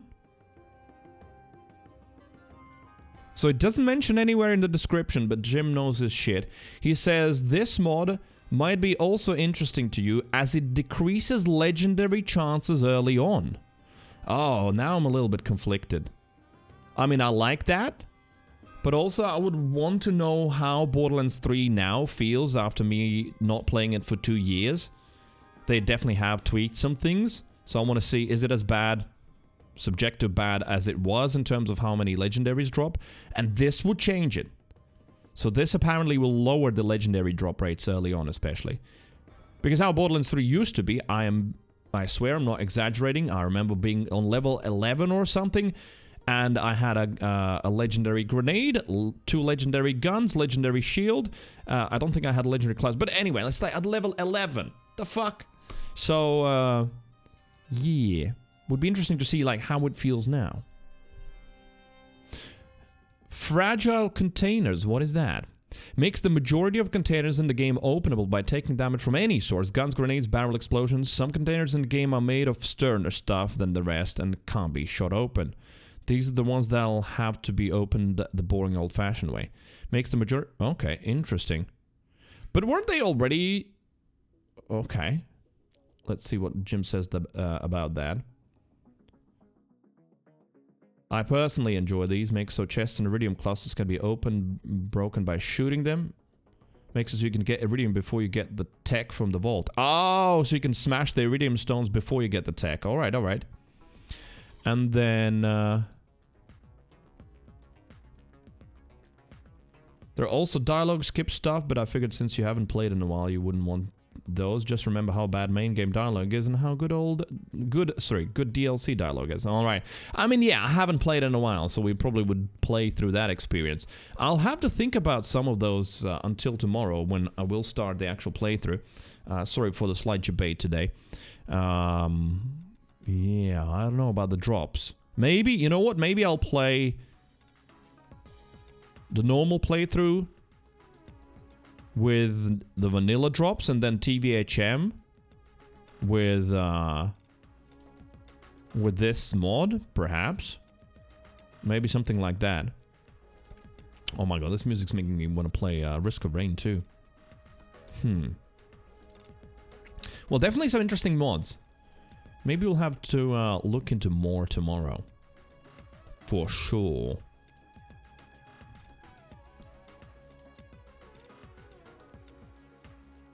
Just checking some more YouTube stuff. But I think that's gonna be it for today. I think so. Yeah. That's pretty much it. Boom, boom, boom, ba-dum. Sorry for the shorter stream, as I said already, sorry at the start of the stream for being late. It was a bit of a messy day with some annoying things. Hopefully we'll get them eventually sorted. But I'm glad I'd still decided to go live and not be like, I'm writing this day off, then, you know, let's just do it tomorrow. Because it was some incredibly good just chatting. I really enjoyed hanging out. It most certainly is my favorite part of the whole streaming experience, for sure. I can maybe potentially see even a future where I just don't game at all. It's like a full-on talk show. But at that point, yeah, it would have to be produced a lot more. And by that I mean, like, I would have to, like, figure out the concept, have a basic concept and a framework for it, prepare probably subjects, etc. What we talk about, not just like how I do now. I open YouTube, open Twitter, and react on stream or Discord and just go with what's in there. But genuinely, I'd like enjoy the interaction and chatting and reading chat the most. As much as some, usually kids, think that this is the dream job. You just get to play video games. Like, genuinely, the video games don't really interest me that much. I still love gaming and all that, but like in this, the interaction with you is what I like. Anyway, thank you, Cooker, for saying that as well. MSO1, pleasure to see you. Sorry for such a brief interaction today. I'll be back tomorrow, 2 p.m. UK, 9 a.m. East Coast. Fingers crossed I don't break a leg or something and I can be on time, unlike today. And yeah, then we start a proper playthrough of Borderlands 3 in my Borderlands Marathon. We'll have exactly 2 weeks, well, a little bit less, before the new Destiny expansion drops, so I think I should be able to finish it. I finished all Borderlands 2 content, and all playthroughs, mind you, normal TVHM, UHM, in 10 days, and interestingly, the pre-sequel in 9. Well, I say days, streams. That's the better reference point. So 14 days for Borderlands 3, I think should be okay. I think it should be okay. What else? Basically that. Lightfall? Yeah! We watched the Big Dado video today as well instead of the game that Bungie released yesterday. You know, the article. I'm really looking forward to it. There's a lot of good changes that I think will make my Destiny experience better as well, since I'm such a demanding player. I joke. Anyway, thank you for hanging out, everybody. It was good to see you and chat to you today. Tank Linden. Oh no, wait. Tank resubscribed and Lurkalini, there you go. Linden raided. Thank you for the raid. Thank you so much, everybody, for chatting and lurking. We'll see some of you on Discord, no doubt, tonight. If not, then tomorrow for Borderlands 3. Have a good one. Good night. And remember, yes, that one. Stay wholesome and stay deviant. The timing of that.